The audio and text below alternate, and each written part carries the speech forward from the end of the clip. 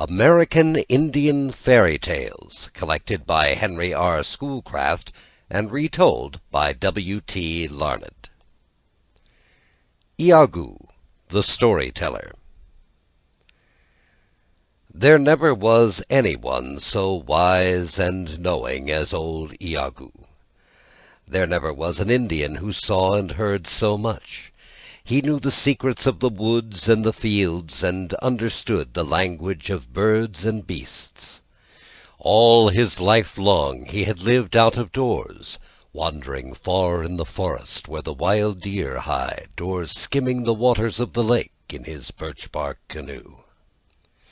Besides the things he had learned for himself, Iagoo knew much more. He knew the fairy tales and the wonder stories told him by his grandfather, who had heard them from his grandfather, and so on away back to the time when the world was young and strange, and there was magic in almost everything. Iagoo was a great favorite with the children. No one knew better where to find the beautiful colored shells which he strung into necklaces for the little girls. No one could teach them so well just where to look for the grasses which their nimble fingers wove into baskets. For the boys he made bows and arrows, bows from the ash tree that would bend far back without breaking, and arrows strong and straight from the sturdy oak. But most of all, Iagoo won the children's hearts with his stories. Where did the robin get his red breast? How did fire find its way into the world so that an Indian can get it out by rubbing two sticks together? Why was Coyote the prairie wolf so much cleverer than all the other animals? And why was he always looking behind him when he ran? It was old Iagoo who could tell you where and why. Now winter was the time for storytelling. When the snow lay deep on the ground, the north wind came howling from his home in the land of ice, and the cold moon shone from the frosty sky. It was then that the Indians gathered in the wigwam. It was then that Iagoo sat by the fire of blazing logs, and the little boys and girls gathered round him.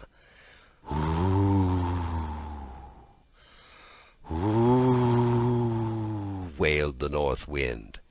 The sparks leapt up, and Iagoo laid another log on the fire.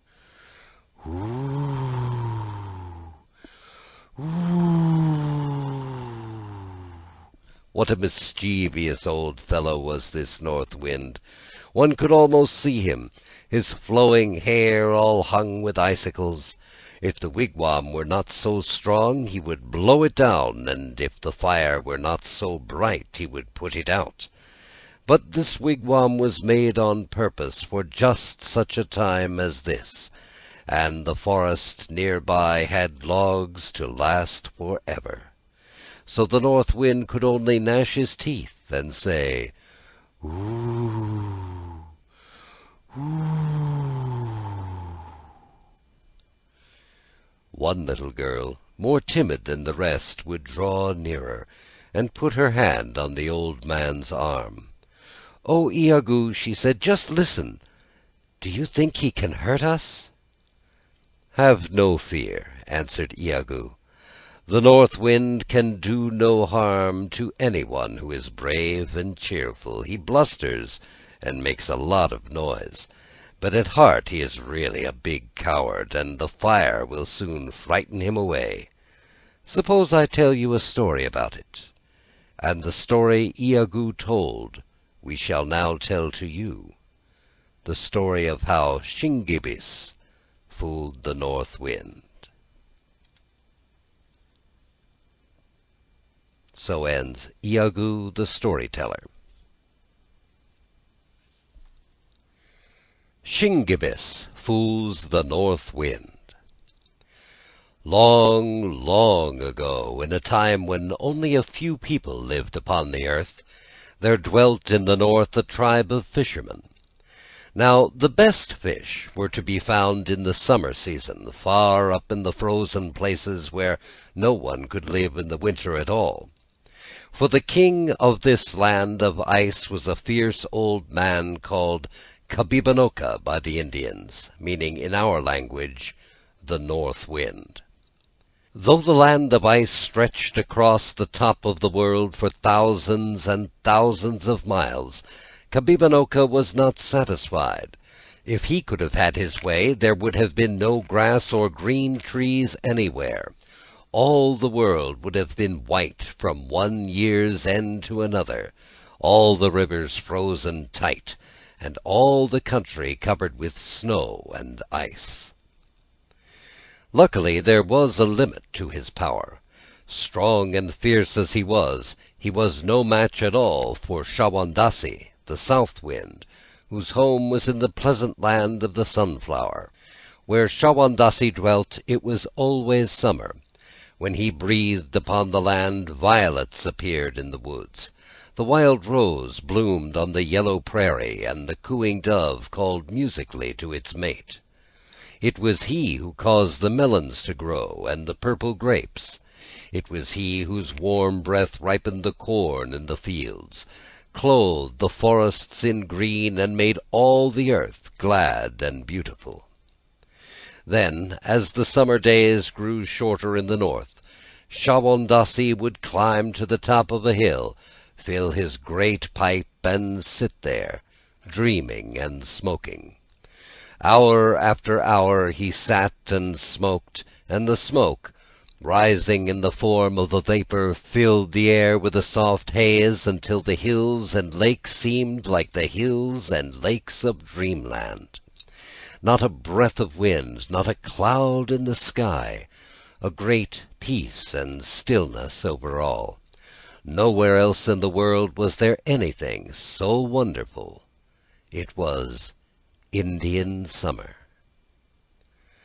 Now it was that the fishermen who set their nets in the north worked hard and fast, knowing the time was at hand when the south wind would fall asleep, and fierce old Kabibanoka would swoop down upon them and drive them away. Sure enough, one morning a thin film of ice covered the water where they set their nets. A heavy frost sparkled in the sun on the bark roof of their huts. That was sufficient warning. The ice grew thicker. The snow fell in big, feathery flakes. Coyote, the prairie wolf, trotted by in his shaggy white winter coat. Already they could hear the muttering and moaning in the distance. "Kabibanoka is coming," cried the fisherman. "Kabibanoka will soon be here. It's time for us to go." But Shingebis the diver only laughed. Shingebis was always laughing. He laughed when he caught a big fish, and he laughed when he caught none at all. Nothing could dampen his spirits. "The fishing is still good," he said to his comrades. "I can cut a hole in the ice and fish with a line instead of a net. What do I care for old Kabibanoka?" They looked at him in amazement. It was true that Shingebis had certain magic powers, and could change himself into a duck. They had seen him do it, and that is why he came to be called the diver. But how would this enable him to brave the anger of the terrible north wind? "You had better come with us," they said. "Kabibanoka is much stronger than you. The biggest trees of the forest bend before his wrath. The swiftest river that runs freezes at his touch. Unless you can turn yourself into a bear or a fish, you have no chance at all." But Shingebis only laughed the louder. "My fur coat lent me by Brother Beaver, and my mittens borrowed from Cousin Muskrat will protect me in the daytime," he said. "And inside my wigwam is a pile of big logs. Let Kabibanoka come in by my fire if he dares." So the fishermen took their leave rather sadly, for the laughing Shingebis was a favorite with them, and the truth is, they never expected to see him again. When they were gone, Shingebis set about his work in his own way. First he made sure he had plenty of dry bark and twigs and pine needles to make the fire blaze up when he returned to his wigwam in the evening. The snow by that time was pretty deep, but it froze so hard on top that the sun did not melt it, and he could walk on the surface without sinking in at all. As for fish, He knew well how to catch them through the holes he made in the ice. And at night he would go tramping home, trailing a long string of them behind him, and singing a song he had made up himself. "Kabibanoka, ancient man, come and scare me if you can. Big and blustery though you be, you are mortal, just like me." It was thus that Kabibanoka found him, plodding along late one afternoon across the snow. "Ooh, ooh!" cried the north wind. "What impudent two-legged creature is this who dares to linger here so long after the wild goose and heron have winged their way to the south? We shall see who is master of the land of ice. This very night I will force my way into his wigwam, put his fire out, and scatter all the ashes around. Ooh, ooh." Night came. Shingebis sat in his wigwam by the blazing fire, and such a fire! Each backlog was so big it would last for a moon. That was the way the Indians, who had no clicks or watches, counted time instead of weeks or months. They would say a moon, the length of time from one new moon to another. Shingebis had been cooking a fish, a fine fresh fish caught that very day. Broiled over the coals, it was a tender and savory dish, and Shingebis smacked his lips and rubbed his hands with pleasure. He had tramped many miles that day, so it was a pleasant thing to sit here by the roaring fire and toast his shins. How foolish, he thought, his comrades had been to leave a place where fish was so plentiful so early in the winter. "They think that Kabibanoka is a kind of magician," he was saying to himself, "and that no one can resist him. It's my own opinion that he's just a man, just like myself. It's true I can't stand the cold as he does, but then neither can he stand the heat as I do." This thought amused him so much that he began to laugh and sing, "Kabibanoka, frosty man, try to freeze me if you can. Though you blow until you tire, I am safe beside my fire." He was in such high good humor that he scarcely noticed a sudden uproar that began without. The snow came thick and fast. As it fell, it was caught up again like so much powder and blown against the wigwam, where it lay in huge drifts. But instead of making it colder inside, it was really like a thick blanket that kept the air out. Kabibanoka soon discovered his mistake, and it made him furious. Down the smoke vent he shouted, and his voice was so wild and terrible it might have frightened an ordinary man, but Shingebis only laughed. It was so quiet in the great silent country that he rather enjoyed a little noise. "Ho, ho!" he shouted back. "How are you, Kabibanoka? If you are not careful, you will burst your cheeks." Then the wigwam shook with the force of the blast, and the curtain of buffalo hide that formed the doorway flapped and rattled and rattled and flapped. "Come on in, Kabibanoka," called Shingebis merrily. "Come on in and warm yourself. It must be bitter cold outside." At these jeering words, Kabibanoka hurled himself against the curtain, breaking one of the buckskin thongs, and made his way inside. Oh, what an icy breath! So icy that it filled the hot wigwam like a fog. Shingebis pretended not to notice. Still singing, he rose to his feet and threw on another log. It was a fat log of pine, and it burned so hard and gave out so much heat that he had to sit a little distance away. From the corner of his eye he watched Kabibanoka, and what he saw made him laugh again. The perspiration was pouring from his forehead. The snow and icicles in his flowing hair quickly disappeared. Just as a snowman made by children melts in the warm sun of March, so the fierce old north wind began to thaw. There could be no doubt of it. Kabibanoka the Terrible was melting. His nose and ears became smaller. His body began to shrink. If he remained where he was much longer, the king of the land of ice would be nothing better than a puddle. "Come on up to the fire," said Shingebis cruelly. "You must be chilled to the bone. Come up closer and warm your hands and feet." But the North Wind had fled, even faster than he came, through the doorway. Once outside, the cold air revived him, and all his anger returned. As he had not been able to freeze Shingebis, he spent his rage on everything in his path. Under his tread the snow took on a crust. The brittle branches of the trees snapped as he blew and snorted. The prowling fox hurried to his hole, and the wandering coyote sought the first shelter at hand. Once more he made his way to the wigwam of Shingebis and shouted down the flue. "Come out!" he called. "Come out if you dare, and wrestle with me here in the snow.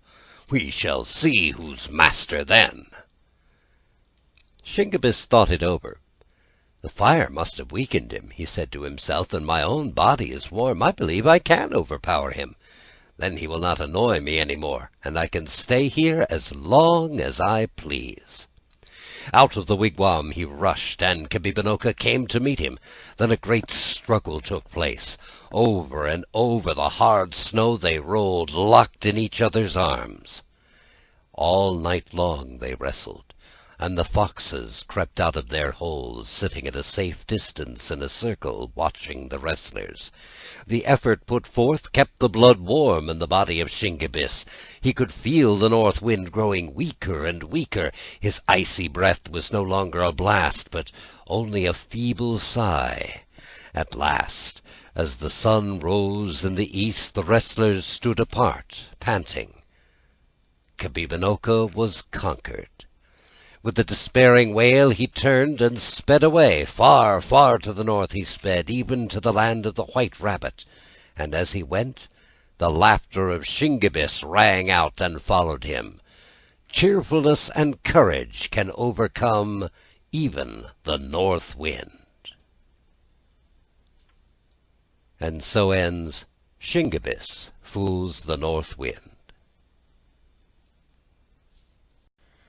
The Little Boy and Girl in the Clouds. Iago, the storyteller, was seated one evening in his favorite corner, gazing into the embers of the log fire like one in a dream.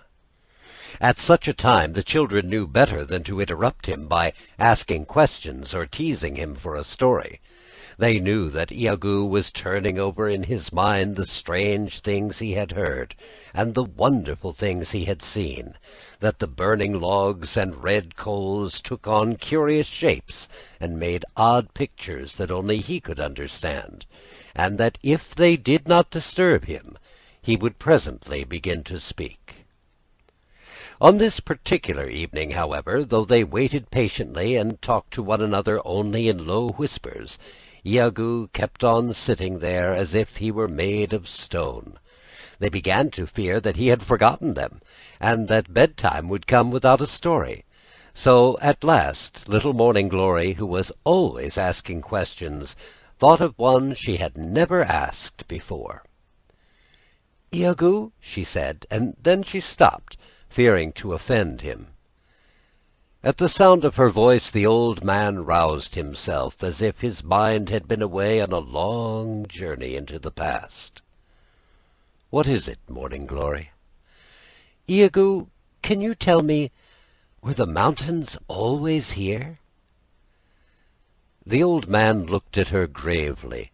No matter how hard the question was, or how unexpected, Iago was always glad to answer. He never said, "I'm too busy, don't bother me," or "wait till some other time." So when Morning Glory asked him this very peculiar question, he nodded his wise old head, saying, "Do you know, I've often asked myself that very thing. Were the mountains always here?" He paused and looked once more into the fire, as if the answer was to be found there if only he looked long enough. At last he spoke again.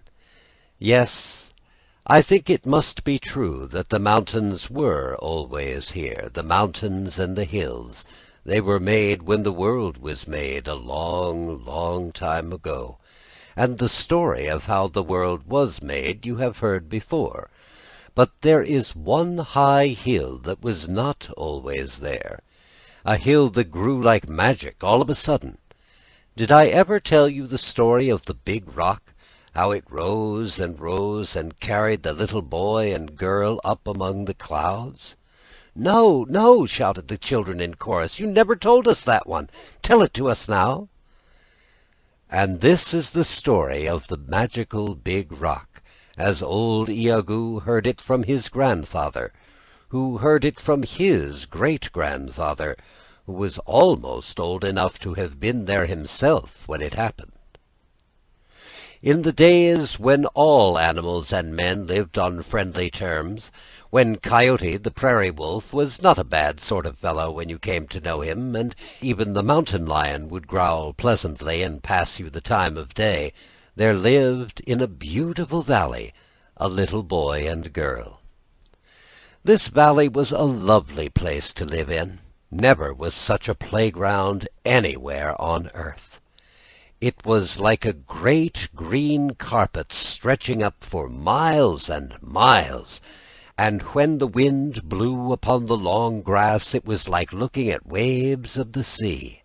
Flowers of all colors bloomed in the beautiful valley. Berries grew thick on the bushes, and birds filled the summer air with their songs. Best of all, there was nothing whatever to fear. The children could wander at will, watching the gay butterflies, making friends with the squirrels and rabbits, or following the flight of the bee to some tree where his honey is stored. As for the wild animals, it was all very different from what it is today, when they keep the poor things in cages, or coop them up in a little patch of ground behind a high fence. In the beautiful valley the animals ran free and happy, as they were meant to do. The bear was a big, lazy, good-natured fellow who lived on berries and wild honey in the summer, and in winter crept into his cavern in the rocks and slept there till spring. The deer were not only gentle, but tame as sheep, and often came to crop the tender grass that grew where the two children were accustomed to play. They loved all the animals, and the animals loved them, but perhaps their special favorites were Jack-Rabbit and Antelope. Jack-Rabbit had long legs and long ears, almost as long as a mule's, and no animal of his size could jump so high. But of course he could not jump as high as Antelope, the name of a beautiful little deer with short horns and slender legs who could run like the wind. Another thing that made the Happy Valley such a pleasant place to live was the river that flowed through it. All the animals came from miles around to drink from its clear, cool waters, and to bathe in it on a hot summer day. One shallow pool seemed made especially for the little boy and girl. Their friend, the beaver, with his flat tail like an oar and his feet webbed like a duck's, had taught them to swim almost as soon as they had learned to walk, and to splash around in the pool on a warm afternoon was among their greatest pleasures. One day in midsummer the water was so pleasant that they remained in the pool much longer than usual, so that when at last they came out they were quite tired. And as they were a little chilled besides, they looked around for a good place where they could get dry and warm. "Let's climb up on that big flat rock with the moss on it," said the little boy. "We've never done it before. It would be lots of fun." So he clambered up the side of the rock, which was only a few feet high, and drew his sister up after him. Then they lay down to rest, and pretty soon, without intending it at all, they were fast asleep. Nobody knows how it happened that exactly at this time the rock began to rise and grow, but it did happen, because there it is today, high and bare and steep, higher than the other hills in the valley. As the children slept, it rose and rose, inch by inch, foot by foot.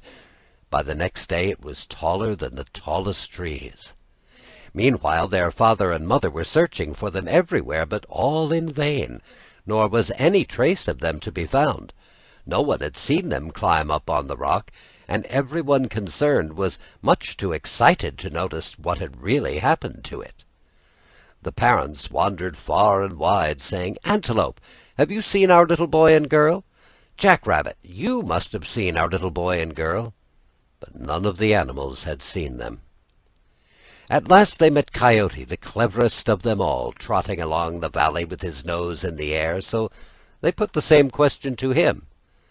"No," said Coyote, "I have not seen them for a long time, but my nose was given me to smell with, and my brains were given me to think with, so who can tell but that I may help you?"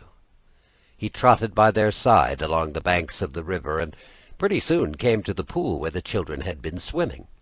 Coyote sniffed and sniffed. He ran around and around with his nose to the ground, and then he ran right up to the rock, put his forepaws up as high as he could reach, and sniffed again. He grunted. "I cannot fly like the eagle, and I cannot swim like the beaver, but neither am I stupid like the bear, nor ignorant like the jack-rabbit. My nose has never deceived me yet. Your little boy and girl must be up there, on that rock." "But how could they get there?" asked the astonished parents, for the rock was now so high that the top was lost to sight in the clouds. "That is not the question," said Coyote severely, unwilling to admit there was anything he did not know. "That is not the question at all. Anyone could ask that. The only question worth asking is, how are we to get them down again?" So they called all the animals together to talk it over and see what could be done. Then the bear said, "If I could only put my arms around the rock, I could climb it, but it is much too big for that." And the fox said, "If it were only a deep hole instead of a high hill, I would be able to help you." And the beaver said, "If it were just a place out in the water I could swim to, I'd show you very quickly." But as this kind of talk did not take them very far, they decided to try what jumping would do. There seemed to be no other way, and as each one was anxious to do his part, the smallest one was permitted to take the first attempt. So the mouse made a funny little hop, about as high as your hand. The squirrel went a little higher. The jack-rabbit made the highest jump of his life, and almost broke his back, to no purpose. Antelope gave a great bound in the air, but managed to light on his feet again without doing himself any harm. Finally, the mountain lion went a long way off to get a good start, ran toward the rock with great leaps, sprang straight up, and fell and rolled over on his back. He had made a higher jump than any of them, but it was not nearly high enough. No one knew what to do next. It seemed as if the little boy and girl must be left sleeping on forever, up among the clouds. Suddenly they heard a tiny voice saying, "Perhaps if you let me try, I might climb up the rock." They looked around in surprise, wondering who it was that spoke, and at first they could see nobody, and thought that Coyote must be playing a trick on them, but Coyote was as much surprised as anyone. "Wait a minute, I'm coming as fast as I can," said the tiny voice again. Then a measuring worm crawled out of the grass, a funny little worm that made its way along by hunching up its back and drawing itself ahead an inch at a time. "Ho, ho!" said the mountain lion from deep down in his throat. He always spoke that way when his dignity was offended. "Ho, ho! Did you ever hear such impudence? If I, a lion, have failed, how can a miserable little crawling worm like you hope to succeed? Just tell me that." "It's downright silly," said Jack Rabbit. "That's what it is. I never heard of such conceit." However, after much talk, they agreed at last that it could do no harm to let him try. So the measuring worm made his way slowly to the rock, and he began to climb. In a few minutes he was higher than Jack Rabbit had jumped. Soon he was farther up than the lion had been able to leap. Before long he had climbed out of sight. It took the measuring worm a whole month, climbing day and night, to reach the top of the magic rock. When he got there, he awakened the little boy and girl, who were much surprised to see where they were, and guided them safely down along a path no one else knew anything about. Thus, By patience and perseverance, the weak little creature was able to do something that the bear, for all his size, and the lion, for all his strength, could never have done at all. That was a long time ago. Today there are no more lions or bears in the valley, and no one ever thinks of them. But everybody thinks of the measuring worm, because the big rock is still there, and the Indians have named it after him. Tutokanula they call it, a big name indeed for a little fellow, yet by no means too big when you come to think of the big, brave thing that he did. So ends The Little Boy and Girl in the Clouds. The Child of the Evening Star. Once upon a time, on the shores of the great lake Gitchigumi, there lived a hunter who had 10 beautiful young daughters. Their hair was dark and glossy as the wings of a blackbird, and when they walked or ran, it was with the grace and freedom of the deer in the forest. Thus it was that many suitors came to court them, brave and handsome young men, straight as arrows, fleet of foot, who could travel from sun to sun without fatigue. They were sons of the prairie, wonderful horsemen, who could ride at breakneck speed without saddle or stirrup. They could catch a wild horse with a noose, tame him in a magical way by breathing into his nostrils, then mount him and gallop off as if he had always been ridden. There were those also who came from afar in canoes across the waters of the great lake, canoes which shot swiftly along, urged by the strong, silent sweep of the paddle. All of them brought presents, with which they hoped to gain the father's favor. Feathers from the wings of the eagle who soars high up near the sun, furs of the fox and beaver, and the thick, curly hair of the bison, beads of many colors, and wampum, the shells which the Indians used for money, the quills of the porcupine, and the claws of the grizzly bear, deerskin dressed to such a softness that it crumpled up in the hands. Those and many other things they brought. One by one the daughters were wooed and married, until 9 of them had chosen husbands. One by one other tents were reared, so that instead of the single family lodge on the shores of the lake, there were tents enough to form a little village, for the country was a rich one, and there was game and fish for all. There remained the youngest daughter, Owini, the fairest of them all. Gentle as she was proud, none was so kind of heart. Unlike her proud and talkative elder sisters, Owini was shy and modest, and spoke but little. She loved to wander alone in the woods, with no company but the birds and squirrels and her own thoughts.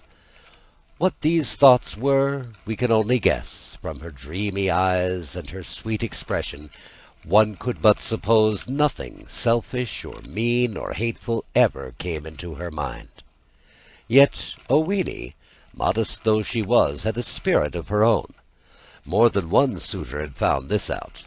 More than one conceited young man, confident that he could win her, went away crestfallen when Owini began to laugh at them. The truth is, Owini seemed hard to please. Suitor after suitor came, handsome, tall young men, the handsomest and the bravest in all the country round, yet this fawn-eyed maiden would have none of them.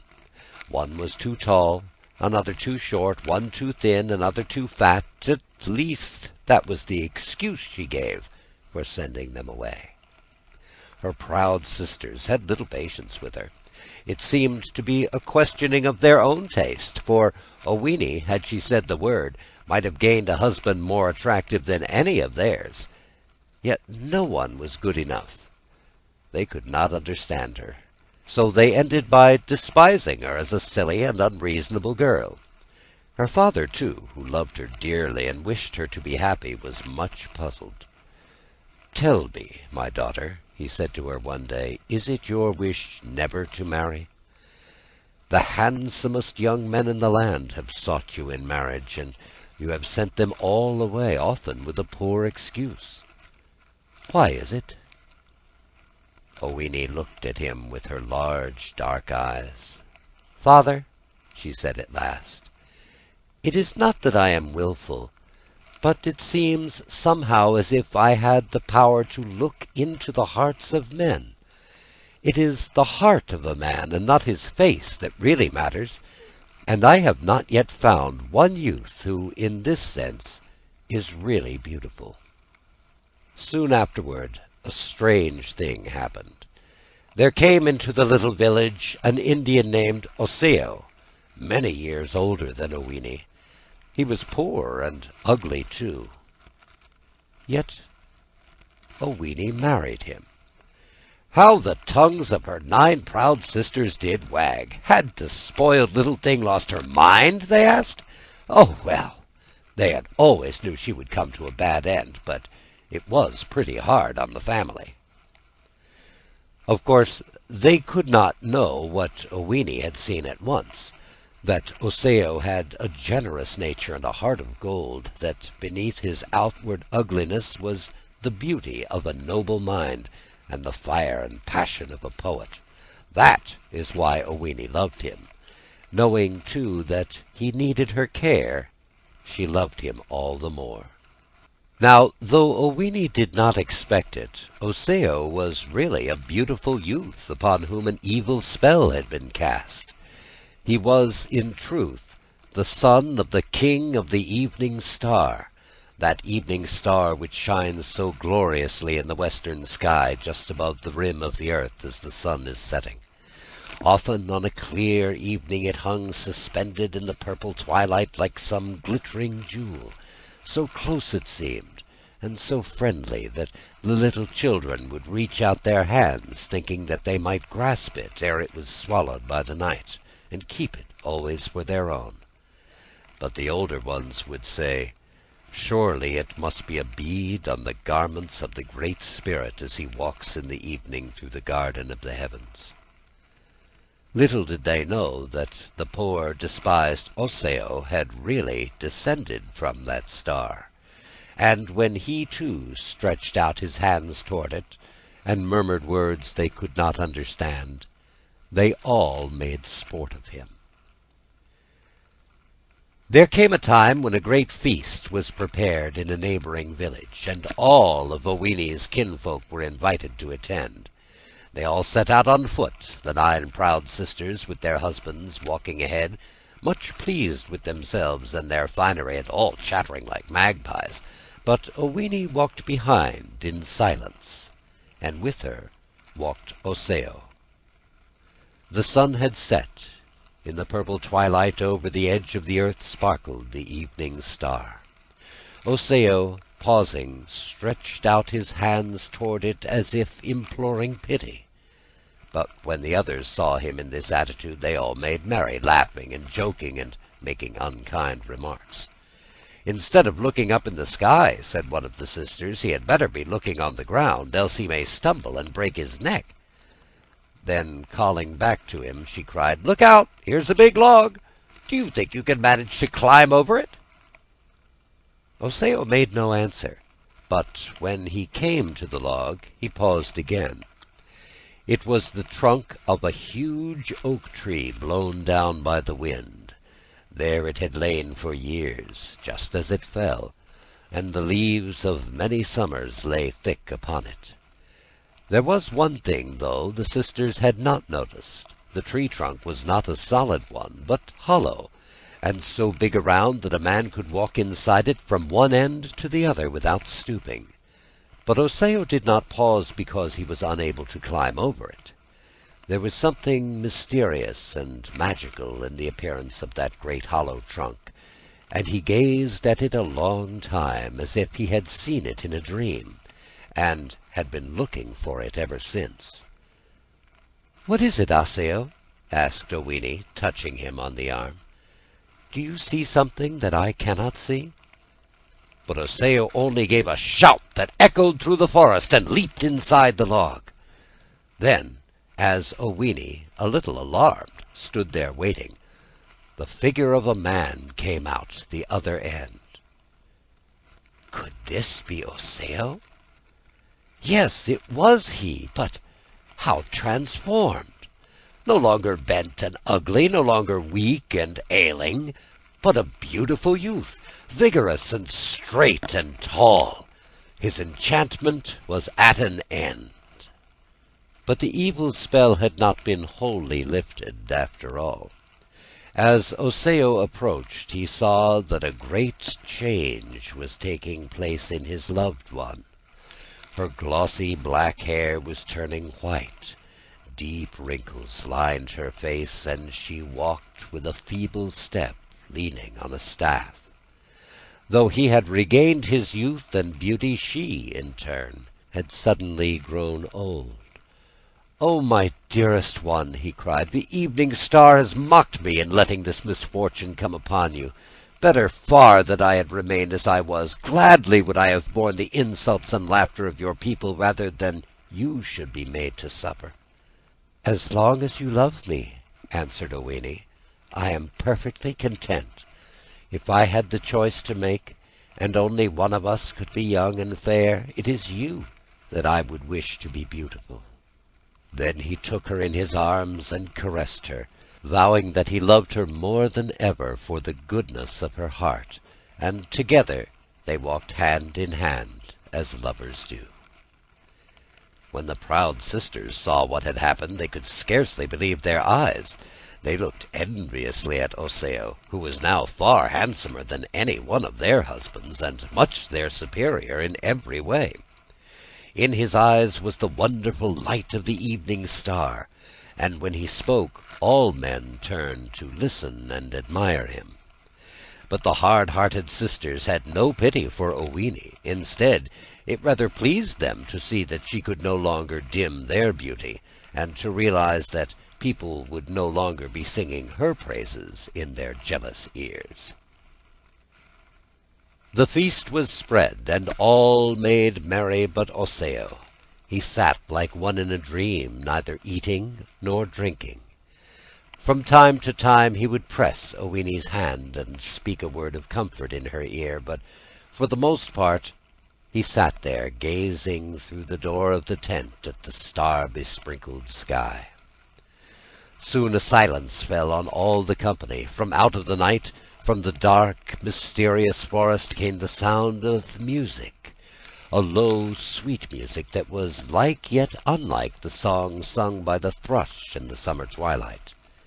It was magical music, such as none had ever heard, coming, as it seemed, from a great distance, and rising and falling on the quiet summer evening.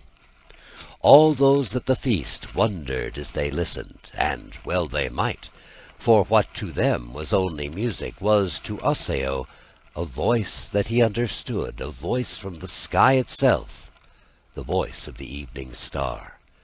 These are the words he heard. "Suffer no more, my son, for the evil spell is broken, and hereafter no magician shall work you harm. Suffer no more, for the time has come when you shall leave the earth and dwell here with me in the heavens. Before you is a dish upon which my light has fallen, blessing it and giving it a magic virtue. Eat of this dish, Osseo, and all will be well." So Osseo tasted the food before him, and behold, the tent began to tremble and rose slowly into the air, up, up above the treetops, up toward the stars. As it rose, the things within it were wondrously changed. The kettles of clay became bowls of silver. The wooden dishes were scarlet shells, while the bark of the roof and the poles supporting it were transformed into some glittering substance that sparkled in the rays of the stars. Higher and higher it rose. Then the 9 proud sisters and their husbands were all changed into birds. The men became robins, thrushes, and woodpeckers. The sisters were changed into various birds with bright plumage. The 4 who had chattered most whose tongues were always wagging, now appeared in the feathers of the magpie and the blue jay. Osseo sat gazing at Owini. Would she too change into a bird and be lost to him? The very thought of it made him bow his head with grief. Then, as he looked at her once more, he saw her beauty suddenly restored, while the colour of her garments was the colour only to be found where the dyes of the rainbow are made. Again the tent swayed and trembled as the currents of the air bore it higher and higher, into and above the clouds, up, up, till at last it settled gently on the land of the evening star. Osseo and Owini caught all the birds and put them in a great silver cage, where they seemed quite content in each other's company. Scarcely was this done when Osseo's father, the king of the evening star, came to greet them. He was attired in a flowing robe spun from stardust, and his long white hair hung like a cloud upon his shoulders. "Welcome," he said, "my dear children. Welcome to the kingdom in the sky that has always awaited you. The trials you have passed through have been bitter, but you have borne them bravely, and now you will be rewarded for all your courage and devotion. Here you will live happily, yet of one thing you must beware."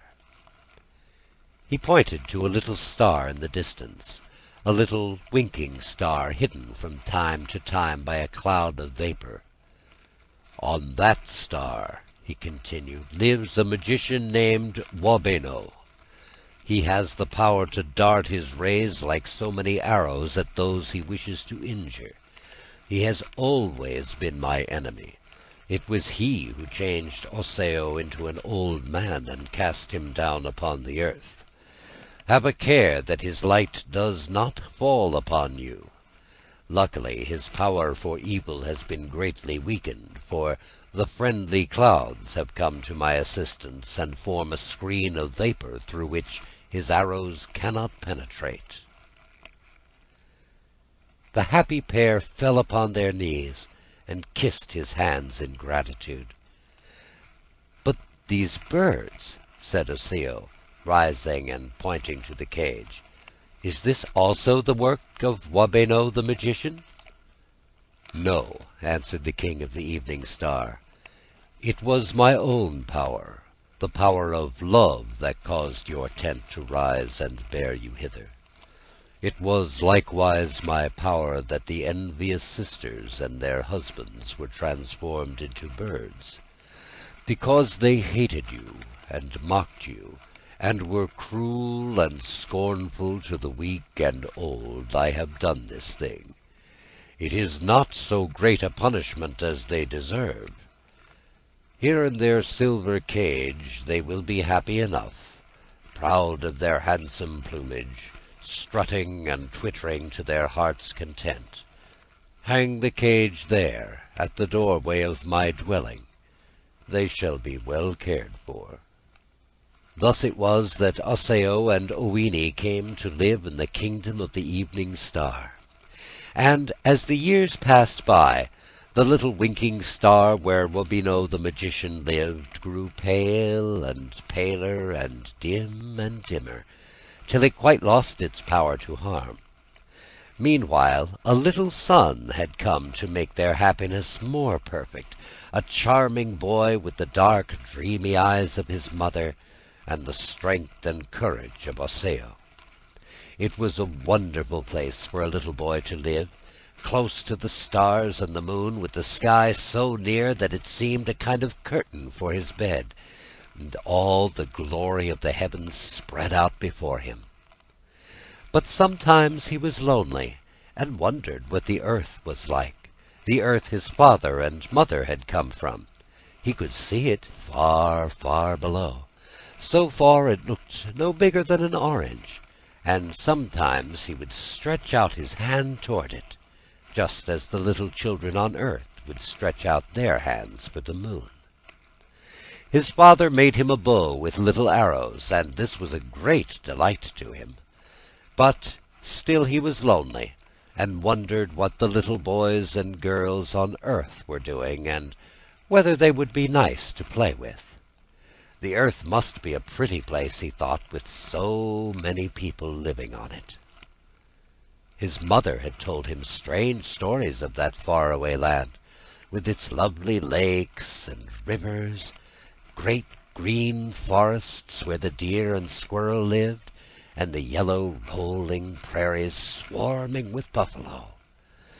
These birds, too, in a great silver cage, had come from the earth, he was told, and there were thousands and thousands just like them, as well as others even more beautiful that he had never seen at all.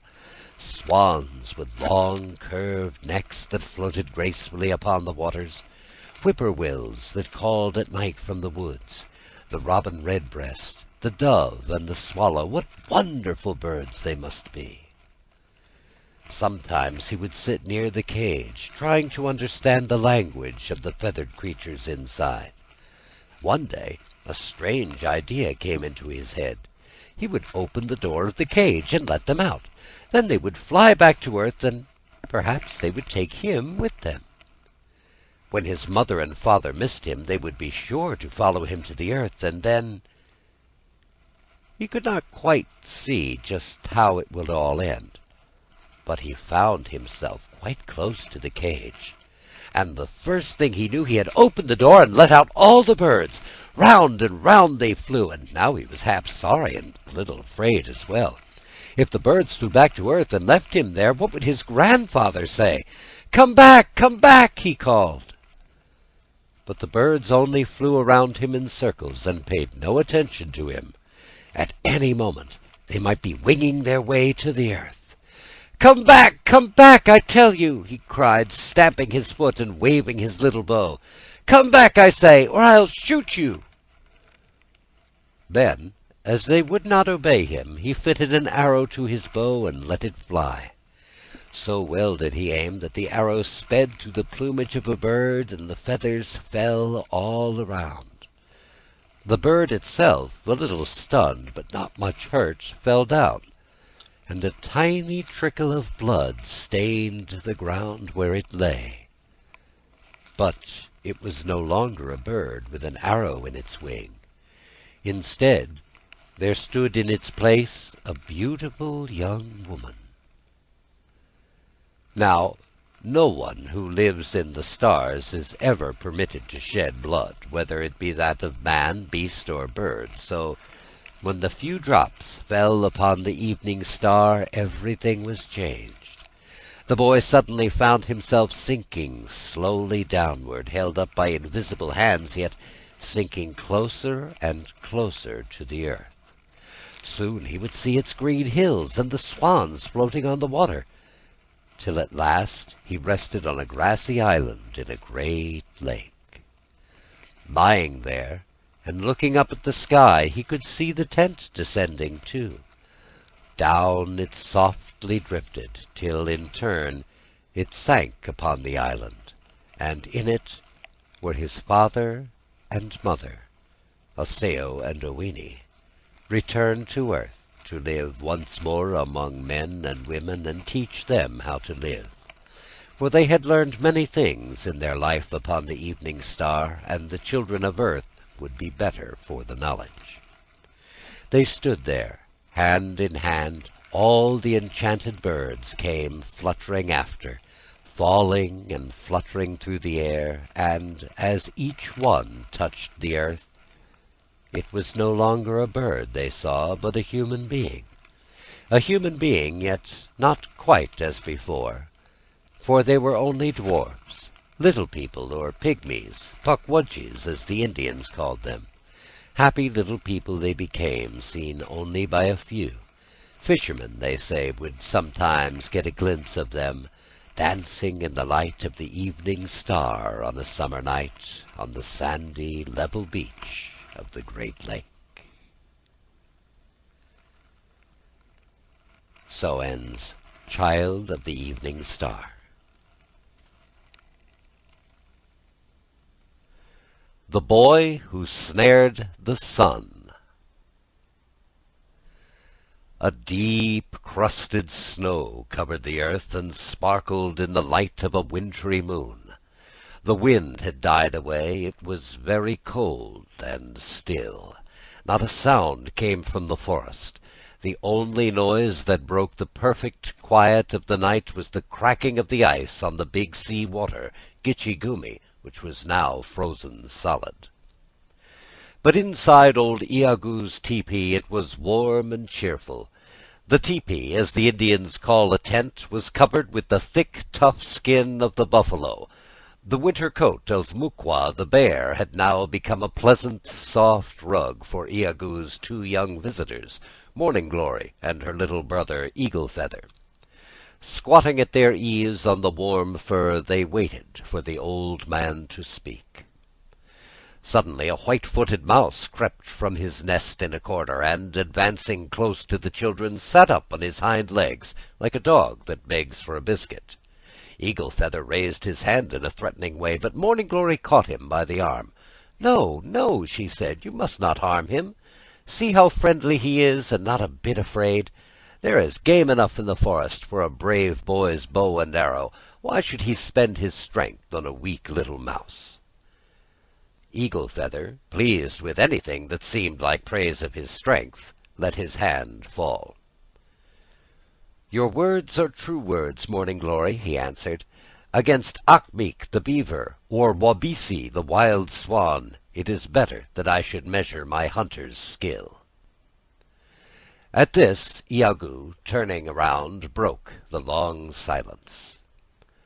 "There was a time," he said mysteriously, "when 1,000 boys such as Eagle Feather would have been no match at all for that mouse as he used to be." "When was that?" asked Eagle Feather, looking uneasily at his sister. "In the days of the great Dormouse," answered Iagu. "In the days long ago when there were many more animals than men on the earth, and the biggest of all the beasts was the Dormouse. Then something strange happened, something that never happened before or since. Shall I tell you about it?" "Oh, please do," begged Morning Glory. "The story I am going to tell you," began Iagu, "is not so much a story about the Dormouse as it is a story about a little boy and his sister. Yet had it not been for the Dormouse, I would not be here to tell about it, and you would not be here to listen. To begin with, you must understand that the world in those days was a different sort of place from what it is now. Oh, yes, a different sort of place. People did not eat the flesh of animals. They lived on berries and roots and wild vegetables. The Great Spirit, who made all things on land and in the sky and water, had not yet given men mondamin, the Indian corn.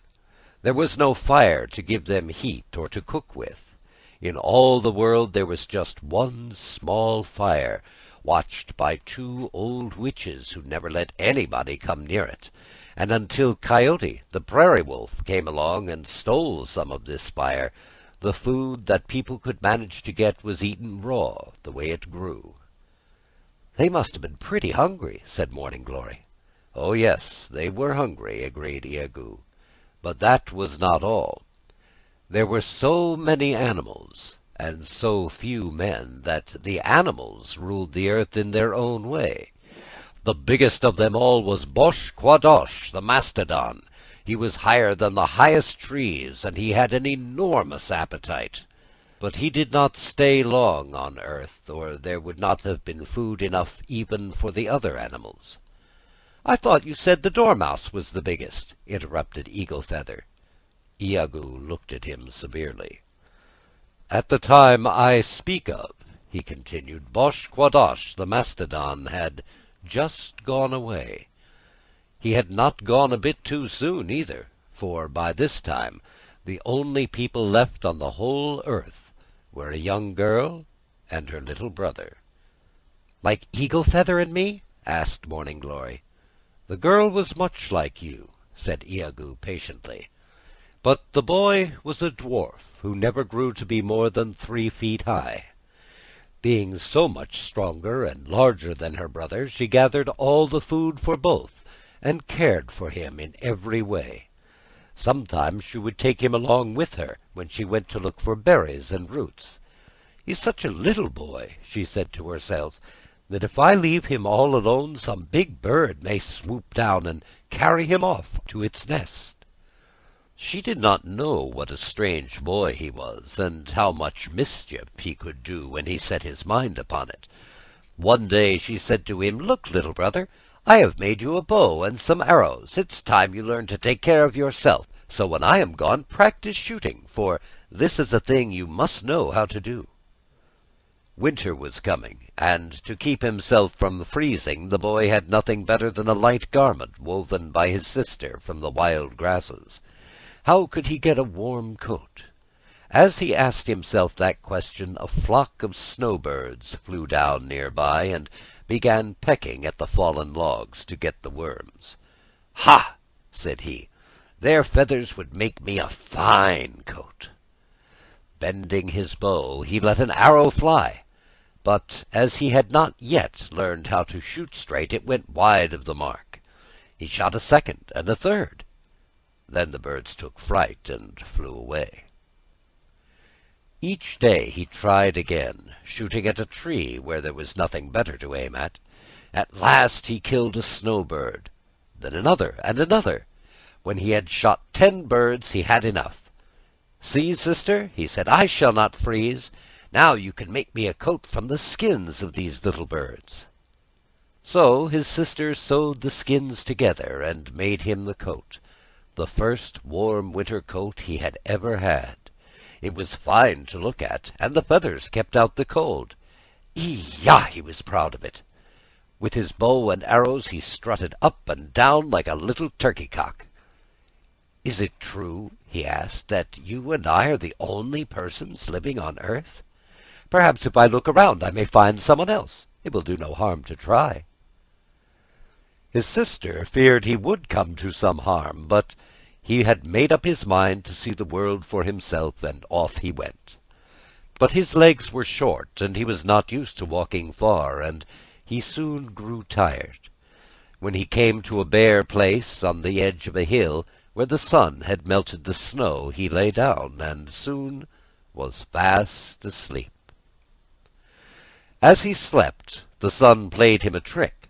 It was a mild winter's day. The bird skins of which the coat were made were still fresh and tender, and under the full glare of the sun they began to shrivel and shrink.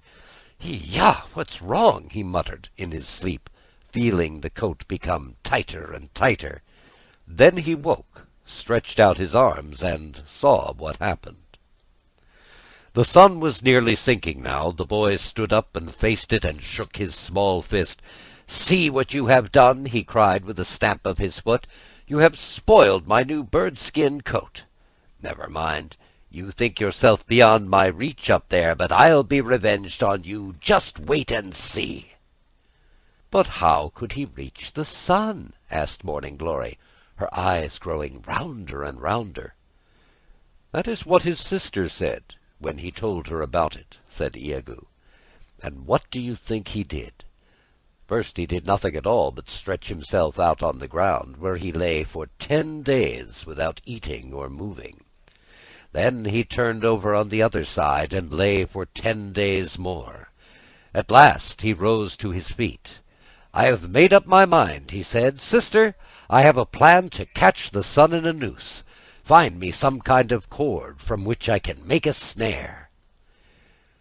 She got some tough grass and twisted it into a rope. "That will not do," he said. "You must find something stronger." He no longer talked like a little boy, but like one who was to be obeyed. Then his sister thought of her hair. She cut enough from her head to make a cord, and when she had plaited it, he was much pleased, and said it would do.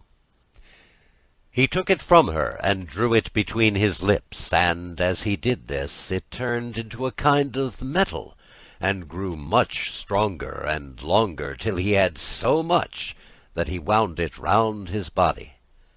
In the middle of the night he made his way to the hill, and there he fixed a noose at the place where the sun would rise. He had to wait a long time in the cold and darkness, but at last a faint light came into the sky. As the sun rose, it was caught fast in the noose, and there it stayed. Iagoo stopped talking and sat looking into the fire. One might have supposed that when he did this he saw pictures in the flames and in the red coals, and that these pictures helped him to tell the story. But Morning Glory was impatient to hear the rest. "Iagoo," she said timidly, "did you forget about the dormouse?" "Yeah, the dormouse, no, I have not forgotten," answered the old man, rousing himself. When the sun did not rise as usual, the animals could not tell what had happened. Ajidamo, the squirrel, chattered and scolded from the branch of a pine tree. Kagaji, the raven, flapped his wings and croaked more hoarsely than ever to tell the others that the end of the world had come. Only Mukwa, the bear, did not mind. He had crept into his cave for the winter, and the darker it was, the better he liked it. Wabon, the east wind, was the one who brought the news. He had drawn from his quiver the silver arrows with which he chased the darkness from the valleys, but the sun had not risen to help him, and the arrows fell harmless to the earth. "Wake! Wake!" he wailed. "Someone has caught the sun in a snare. Which of the animals will dare to cut the cord?" But even Coyote, the prairie wolf, who was the wisest of them all, could think of no way to free the sun. So great was the heat thrown out by its rays that he could not come within an arrow's flight of where it was caught fast in the magical noose of hair. "Leave it to me!" screamed Ken-Yu, the war eagle, from his nest on the cliff. "It is I alone who soar to the sky and look the sun in the face without winking. Leave it to me!" Down he darted through the darkness, and up he flew again with his eagle feathers singed. Then they woke the dormouse. They had a very hard time doing it, because when he once went to sleep he stayed asleep for 6 months, and it was almost impossible to arouse him. Coyote crept close to his ear and howled with all his might. It would have split the eardrum of almost any other animal. But Kugabin-Gua-Kwa, the dormouse, only groaned and turned over on his other side, and Coyote had a narrow escape from being mashed flat like a corn cake. "There is only one thing that will wake him," said Coyote, getting up and shaking himself. "I will run to the mountain cave of Animiki, the Thunder. His voice is even more terrible than mine." So off he went at a gallop. Soon they could hear Animiki coming. Boom! Boom! When he shouted in the ear of the dormouse, the biggest beast on earth rose slowly to his feet. In the darkness he looked bigger than ever, almost as big as a mountain. Animiki the Thunder shouted once more to make sure that the dormouse was really wide awake and would not go to sleep again. "Now," said Coyote to the dormouse, "it is you that will have to free the sun. If he burned one of us, there would be little left but bones, but you are so big that if part of you is burned, there will still be enough. Then in that case you would not have to eat so much, or work so hard to get it." The dormouse was a stupid animal, and Coyote's talk seemed true talk. Besides, he was the biggest animal. He was expected to do the biggest things. So he made his way to the hill where the little boy had snared the sun, and began to nibble at the noose. As he nibbled away, his back got hotter and hotter. Soon it began to burn, till all the upper part of him had burned away and become great heaps of ashes. At last, when he had cut through the cord with his teeth and set the sun free, all that was left of him was an animal no larger than an ordinary mouse. What he became then, so he is today. Still, he is big enough for a mouse, and perhaps that is what Coyote really meant. Coyote The prairie wolf is a cunning beast, up to many tricks, and it is not always easy to tell exactly what he means. So ends The Boy Who Snared the Sun. How the Summer Came. Morning Glory was tired of the winter and longed for the spring to come. Sometimes it seemed as if Kabibanoka, the fierce old north wind, would never go back to his home in the land of ice. With his cold breath he had frozen tight and hard the big sea-water Gitchigumi, and had covered it deep with snow till you could not tell the great lake from the land. Except for the beautiful green pines, all the world was white, a dazzling, silent world in which there was no musical murmur of water and no song of birds. "Will O-Pee-Chee, the robin, ever come again?" sighed Morning Glory. "Suppose there was no summer anywhere, no Shawondasee, the south wind, to bring the violet and the dove. Oh, Iago, would it not be dreadful?" "Be patient, Morning Glory," answered the old man. "Soon you will hear Wawa, the wild goose, flying high up on his way to the north. I have lived many moons. Sometimes he seems long in coming, but he always comes. When you hear him call, then O-Pee-Chee the robin will not be far behind." "I will try to be patient," said Morning Glory. "But Kabibanoka, the north wind, is so strong and fierce, I can't help wondering if there was a time when his power was so great that he made his home here always. It makes me shiver to think of it." Iago rose from his place by the fire and drew to one side the curtain of buffalo hide that screened the doorway. He pointed to the sky, clear and sparkling with stars. "Look," he said, "there in the north. See that little cluster of stars? Do you know the name we give it?" "I know," said Eagle Feather. "It is Ojeeg Anung, the fisher stars. If you look just right, you can see how they make the body of the fisher. He's stretched out flat with an arrow through his tail. See, sister?" "The fisher," repeated Morning Glory. "You mean the furry little animal, something like a fox? Is marten another name for it?" "That's it," said Eagle Feather. "Yes, I see," nodded Morning Glory. "But why is the fisher spread out flat that way in the sky with an arrow sticking through his tail?" "I don't know just exactly why," admitted Eagle Feather. "I suppose some hunter was chasing him. Perhaps Iago can tell us." Iago closed the curtain and went back to the fire. "You thought there might have been a time when there was no summer on earth," he said to Morning Glory, "and you were right.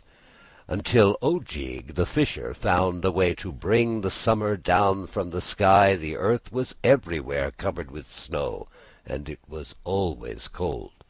If Ojeeg had not been willing to give his life so that all the rest of us could be warm, Kabibanoka, the north wind, would have ruled the world as he now rules the land of ice."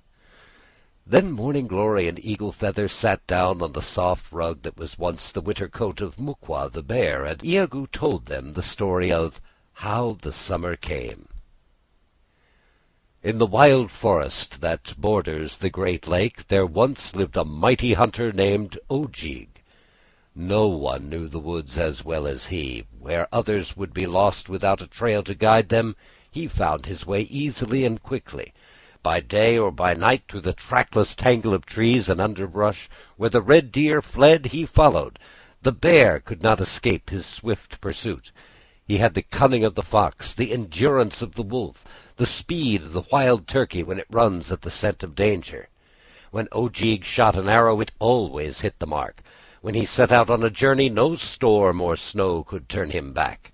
He did everything he said he would do, and he did it well.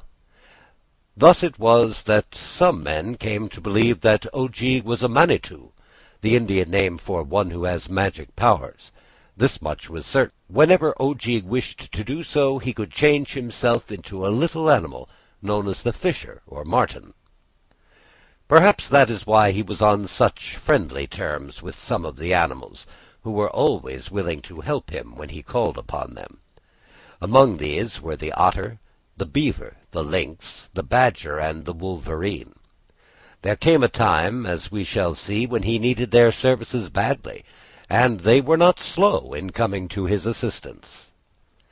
Ojeeg had a wife whom he dearly loved, and a son of 13 years who promised to be as great a hunter as his father. Already he had shown great skill with the bow and arrow. If some accident should prevent Ojeeg from supplying the family with the game upon which they lived, his son felt sure he himself could shoot as many squirrels and turkeys as they needed to keep them from starving. With Ojeeg to bring them venison, bear's meat, and wild turkey, they had thus far plenty to eat. Had it not been for the cold, the boy would have been happy enough. They had warm clothing made from deerskin and furs. To keep the fire burning, they had all the wood in the forest. Yet, in spite of this, the cold was a great trial, for it was always winter, and the deep snow never melted.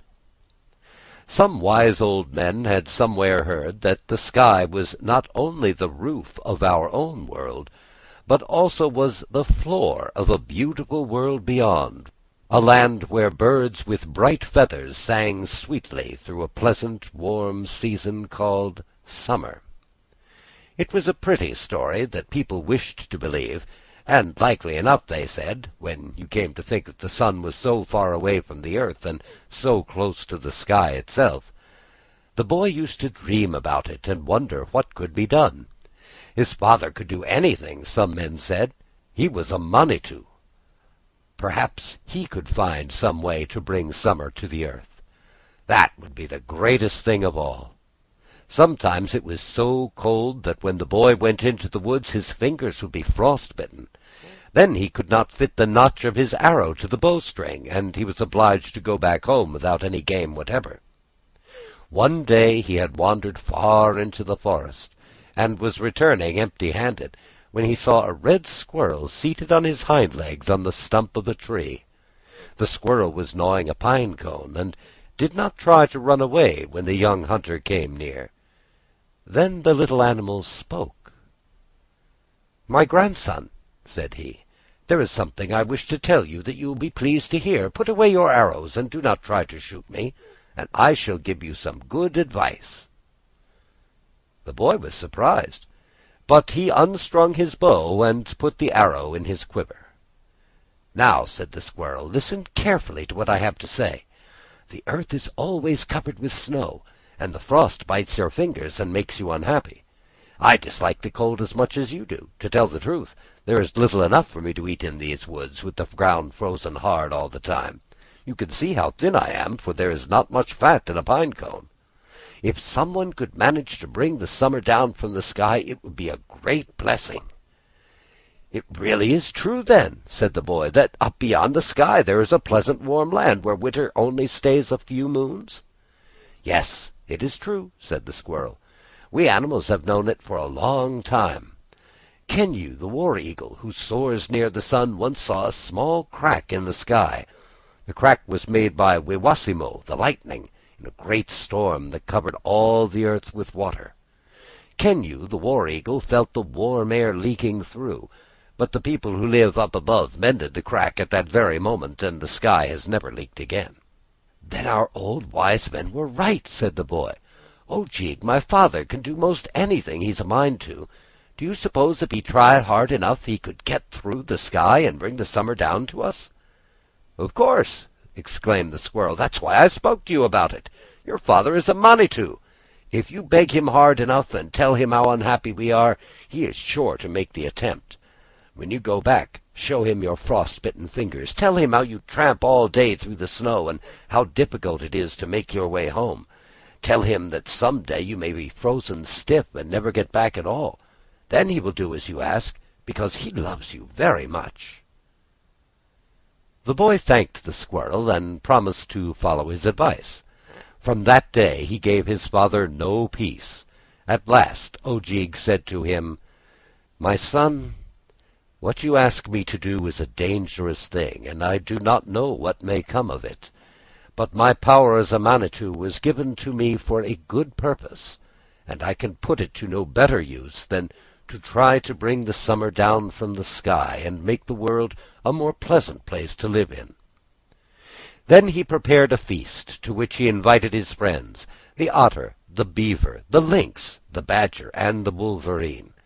They all put their heads together to decide what was best to be done. The lynx was first to speak. He had travelled far on his long legs, and had seen many strange places. Besides, if you had good strong eyes, and you looked at the sky on a clear night when there was no moon, you could see a little group of stars which the wise old men said was exactly like a lynx. It gave him a certain importance, especially in matters of this kind, so when he began to speak, the others listened with great respect. "There is a high mountain," said he, "that none of you has ever seen. No one ever saw the top, because it is always hidden by the clouds. I am told it is the highest mountain in the world, and it almost touches the sky." The otter began to laugh. He is the only animal that can do this. Sometimes he laughs for no particular reason, unless it is that he thinks himself more clever than other animals, and likes to show off. "What are you laughing at?" asked the lynx. "Oh, nothing," answered the otter. "I was just laughing." "It will get you into trouble some day," said the lynx. "Just because you never heard of this mountain, you think it is not there." "Do you know how to get to it?" asked Ojeeg. "If we could climb to the top, we might find a way to break through the sky. It seems a good plan." "That is just what I was thinking," said the lynx. "It is true that I don't know where it is, but a moon's journey from here there lives a Manitou who has the shape of a giant. He knows, and he could tell us." So Ojeeg bade good-bye to his wife and his little son, and on the next day the lynx began the long journey, with Ojeeg and the others following close behind. It was just as the lynx had said.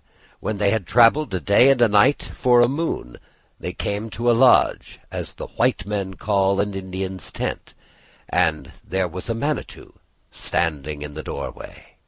He was a queer-looking man, such as they had never seen before, with an enormous head and 3 eyes, one being set in his forehead above the other 2. He invited them into the lodge, and set some meat before them, but he had such an odd look, and his movements were so awkward, that the otter could not help laughing. At this the eye in the Manitou's forehead grew red like a live coal, and he made a leap for the otter, who barely managed to slip through the doorway out into the bitter cold and darkness of the night without having tasted a morsel of supper. When the otter had gone, the Manitou seemed satisfied, and told them that they could spend the night in his lodge. They did so, and Ojeeg, who had stayed awake while his friends slept, noticed that only 2 of the Manitou's eyes were closed, while the one in his forehead remained wide open. In the morning the Manitou told Ojeeg to travel straight toward the North Star, and that in 20 suns, the Indian name for days, they would reach the mountain. "As you are a Manitou yourself," he said, "you may be able to climb to the top, and to take your friends with you, but I cannot promise that you will be able to get down again." "If it is close enough to the sky," answered Ojeeg, "that is all I ask." Once more they set out. On their way they met the otter, who laughed again when he saw them, but this time he laughed because he was glad to find them, and glad to get some meat that Ojeeg had saved from the Manitou's supper. In 20 days they came to the foot of the mountain. Then up and up they climbed, till they passed quite through the clouds. Up once more, till at last they stopped, all out of breath, and sat down to rest on the highest peak in the world. To their great delight, the sky seemed so close they could almost touch it. Ojeeg and his comrades filled their pipes, but before smoking they called out to the Great Spirit, asking for success in their attempt. In Indian fashion they pointed to the earth, to the sky overhead, and to the 4 winds. "Now," said Ojeeg, when they had finished smoking, "which of you can jump the highest?" The otter grinned. "Jump then," commanded Ojeeg. The otter jumped, and sure enough his head hit the sky. But the sky was the harder of the 2, and he fell back. When he struck the ground, he began to slide down the mountain. Soon he was out of sight, and they saw him no more. "Oh," grunted the lynx, He is laughing out the other side of his mouth." It was the beaver's turn. He too hit the sky, but fell down in a heap. The badger and the lynx had no better luck, and their heads ached for a long time afterwards. "It all depends on you," said Ojeeg to the wolverine. "You are the strongest of them all. Ready? Now jump!" The wolverine jumped and fell, but came down on his feet, sound and whole. "Good!" cried Ojeeg. "Try again." This time the wolverine made a dent in the sky.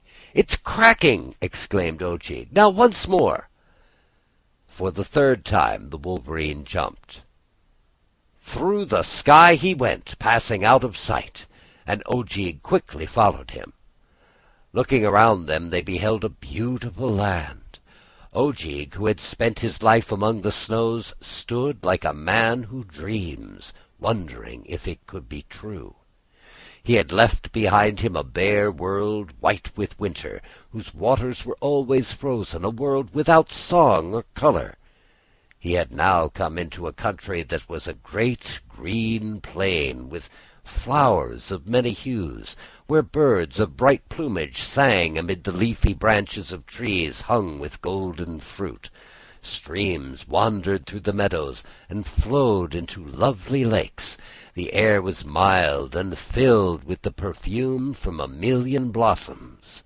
It was summer. Along the banks of the lake were the lodges in which lived the people of the sky, who could be seen some distance away. The lodges were empty, but before them hung cages in which there were many beautiful birds. Already the warm air of summer had begun to rush through the hole made by the wolverine, and Ojeeg now made haste to open the cages so that the birds could follow. The sky-dwellers saw what was happening and raised a great shout. But spring, summer, and autumn had already escaped through the opening into the world below, and many of the birds as well. The wolverine, too, had managed to reach the hole and descend to the earth before the sky-dwellers could catch him. But Ojeeg was not so fortunate. There were still some birds remaining that he knew his son would like to see, so he went on opening the cages. By this time the sky-dwellers had closed the hole, and Ojeeg was too late. As the sky-dwellers pursued him, he changed himself into the fisher, and ran along the plain toward the north at the top of his speed. In the form of the fisher he could run faster. Also, when he took this shape, no arrow should injure him, unless it hit a spot near the tip of his tail. But the sky-dwellers ran even faster, and the fisher climbed a tall tree. They were good marksmen, and they shot a great many arrows, until at last one chanced to hit the fatal spot. Then the fisher knew his time had come. Now he saw that some of his enemies were marked with the totems or family arms of his own tribe. "My cousins," he called to them, "I beg of you that you go away and leave me here alone." The sky-dwellers granted his request. When they had gone, the fisher came down from the tree and wandered around for a time, seeking some opening in the plain through which he might return to the earth. But there was no opening. So at last, weak and faint, he stretched himself flat on the floor of the sky through which the stars may be seen from the world below. "I have kept my promise," he said with a sigh of content. "My son will now enjoy the summer, and so will all the people who dwell on the earth. Through the ages to come I shall be set as a sign in the heavens, and my name will be spoken with praise. I am satisfied." So it came that the fisher remained in the sky, where you could see him plainly for yourself on a clear night, with an arrow through his tail. The Indians call them the fisher stars, Ojeeg Anung, but to the white men they are known as the constellation of the Plough. So ends How the Summer Came. Grasshopper. There was once a merry young Indian who could jump so high, and who played so many pranks, that he came to be known as Grasshopper. He was a tall, handsome fellow, always up to mischief of one kind or another, and though his tricks were sometimes amusing, he carried them much too far, and so, in time, he came to grief. Grasshopper owned all the things that an Indian likes most to have. In his lodge were all sorts of pipes and weapons, ermine and other choice furs, deerskin shirts wrought with porcupine quills, many pairs of beaded moccasins, and more wampum belts than one person could have honestly come by. The truth is, Grasshopper did not get these things by his courage and skill as a hunter.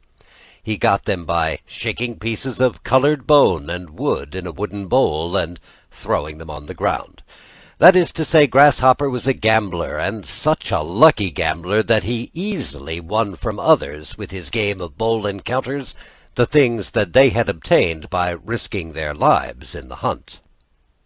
If people put up with his ways, and even laughed at some of his mad pranks, it was because he could dance so well. Never had there been such a dancer. When there was a wedding to be celebrated, or some feast following a successful hunt, then who but Grasshopper could so well supply the entertainment? He could dance with a step so light that it seemed to leave no mark upon the earth. He could dance as the Indian dances when he goes to war, or when he holds a festival in honor of the corn, but the dance in which he excelled was a furious, dizzy dance, with leaps and bounds that fairly turned the heads of the beholders. It was then that Grasshopper became a kind of human whirlwind. As he spun round and round, his revolving body drew up the dry leaves and the dust, till the dancer all but faded from view, and you saw instead what looked like a whirling cloud. Once, when the great Manitou, named Manabozho, took a wife and came to live with the tribe that he might teach them best how to live, Grasshopper danced at the wedding. The beggar's dance it was called, and such a dance! On the shores of the big sea water Gitche-Gumee are heaps of sand rising into little hills known as dunes. Had you asked Iago, he would have told you that these dunes were the work of Grasshopper, who whirled the sands together and piled them into hills as he spun madly around in his dance at Manabozho's wedding. But though Grasshopper came to the wedding and danced this crazy beggar's dance, it seems probable that he did it more to please himself and to show his skill than to honor the great Manabozho. Grasshopper really had no respect for anybody. When Iago's grandfather was in the middle of some interesting story and had come to the most exciting part, Grasshopper likely as not would yawn and stretch himself and say in a loud whisper that he had heard it all before. So, too, with Manabozho. This great Manitou, who was the son of the west wind Mudjekeewis, had magic powers, which he used for the good of the tribe. It was he who fasted and prayed that his people might be given food other than the wild things of the woods, and whose prayer was answered with the gift of the Indian corn. Then, when Kagaji, king of the ravens, flew down with his band of black thieves to tear up the seed in the ground, it was Manabozho who snared him and tied him fast to the ridgepole of his lodge to croak out a warning to the others. But Manabozho's goodness and wisdom had little effect on Grasshopper. "Pooh!" he would say. "Why should an Indian bother his head with planting corn when he can draw his bow and kill good fat deer?" Then he shook his wolfskin pouch and rattled the pieces of bone and wood. "As long as I have these," he said to himself, "I need nothing more.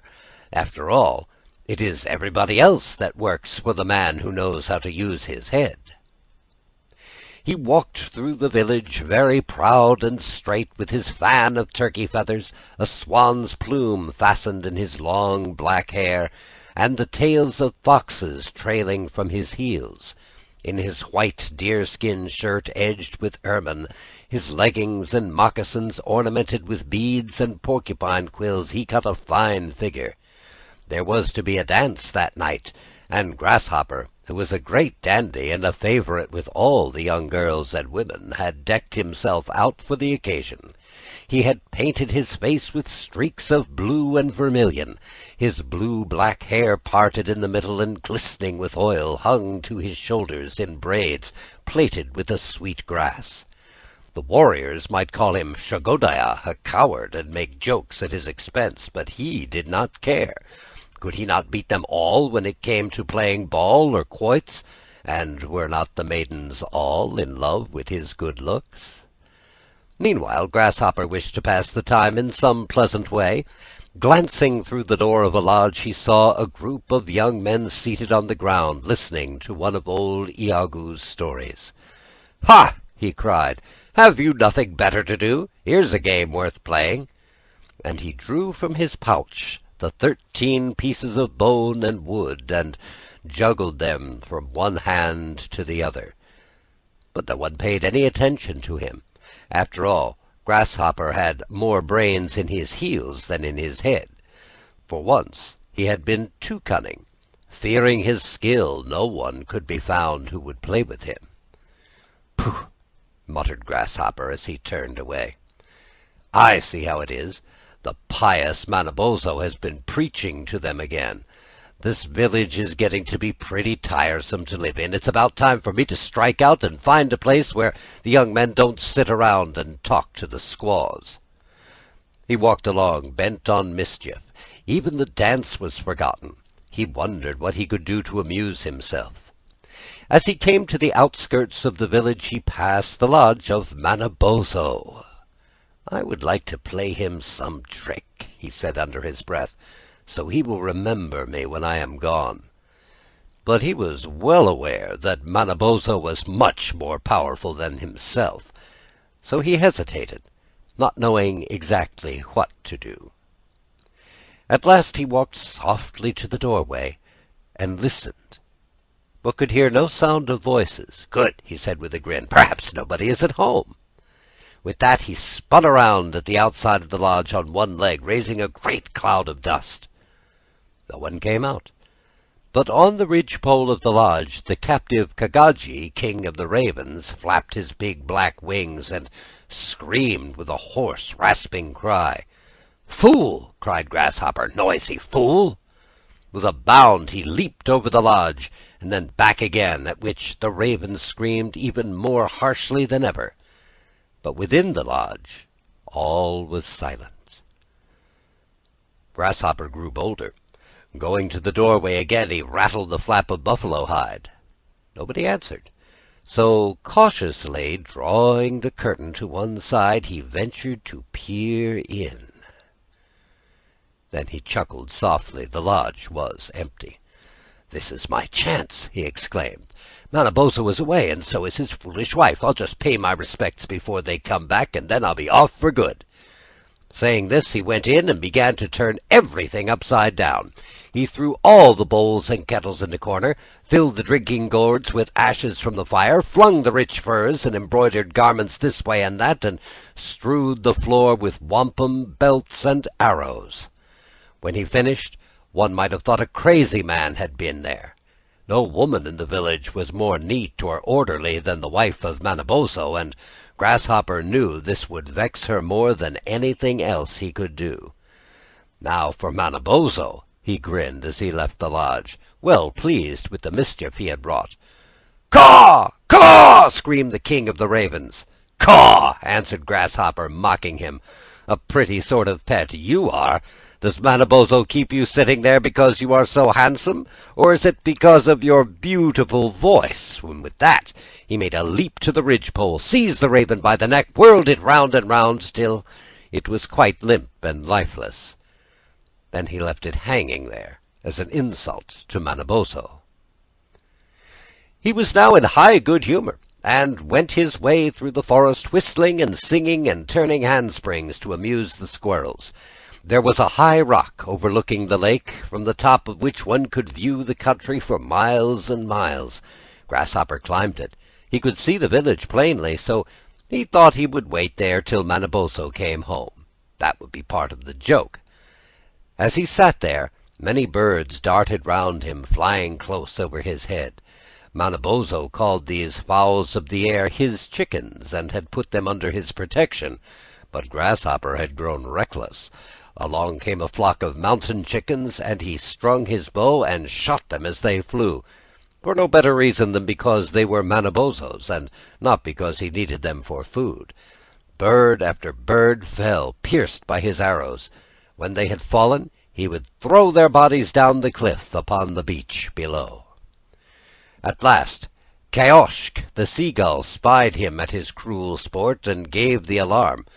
"Grasshopper is killing us!" he called. "Fly, brothers! Fly away, and tell our protector that Grasshopper is slaying us with his arrows." When Manabozho heard the news, his eyes flashed fire, and he spoke in a voice of thunder. "Grasshopper must die for this. He cannot escape me, though he fly to the ends of the earth. I shall follow, and visit my vengeance upon him." On his feet he bound his magic moccasins, with which at each stride he could step a full mile. On his hands he drew his magic mittens, with which at one blow he could shatter the hardest rock. Then he started in pursuit. Grasshopper had heard the warning call of the seagull, and knew it was time to be off. He too could run. So fleet of foot was he that he could shoot an arrow ahead of him, and reach the spot where it fell before it dropped to earth. Also he had the power to change himself into other shapes, and it was almost impossible to kill him. If, for example, he entered the body of a beaver, and the beaver was slain, no sooner had its flesh grown cold than the jibi, or spirit, of Grasshopper would leave the dead body, and Grasshopper would become a man again, ready for some new adventure. But at first he trusted to his legs and to his cunning. On rushed Manabozho, breathing vengeance. Swiftly, like a moving shadow, fled Grasshopper. Through the forest and across the fields he fled, faster than the hare. His pursuer was hot on the trail. Once he came upon the forest bed, where the grass was still warm and bent. But the Grasshopper, who had rested there, was far away. Once Manabozho, high on a mountain, spotted him in the meadow below. Grasshopper had shown himself on purpose, and mocked the great Manitou, and defied him. The truth is, Grasshopper was just a bit conceited. At last he grew tired of running.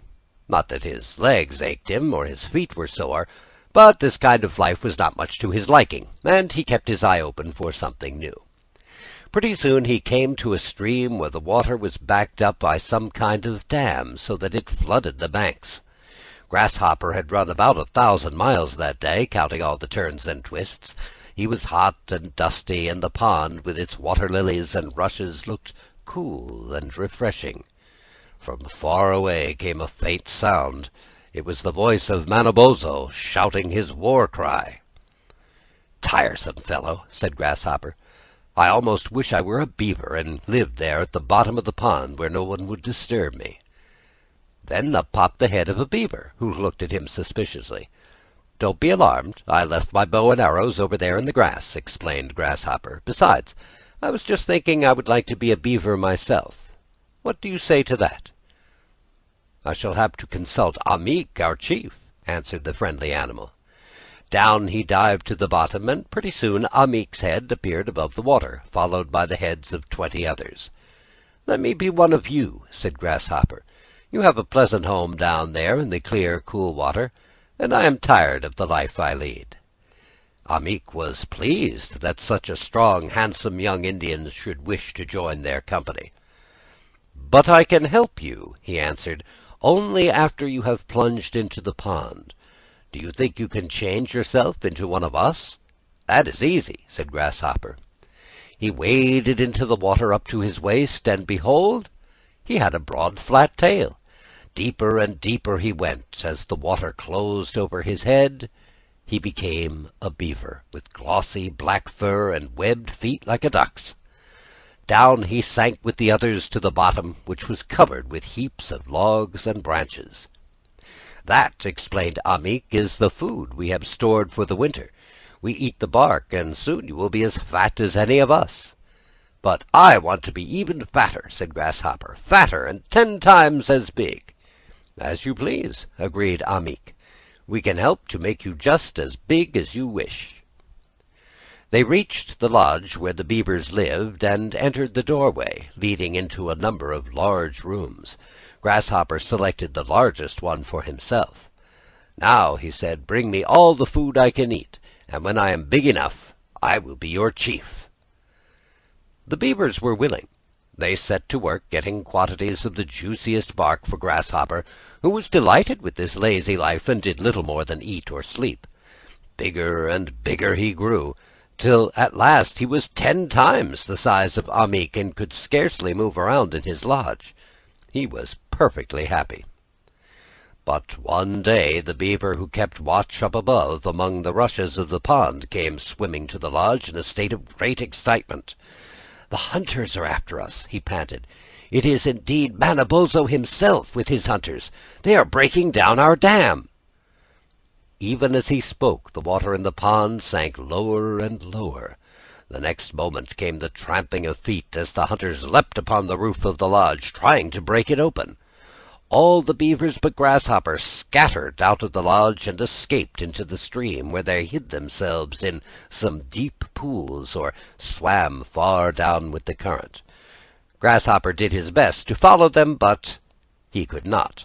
The doorway was too small for his big, fat body.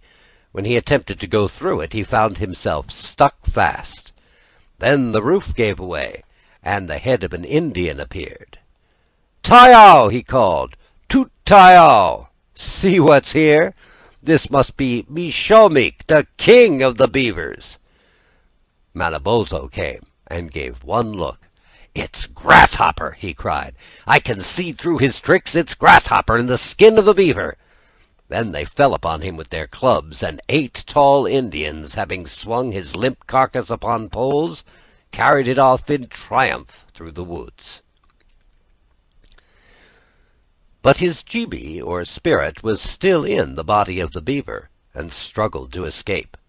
The Indians bore him to their lodges and prepared to make a feast. Then, when the squaws were ready to skin him, his flesh was quite cold, and the spirit of Grasshopper left the beaver's body and glided swiftly away.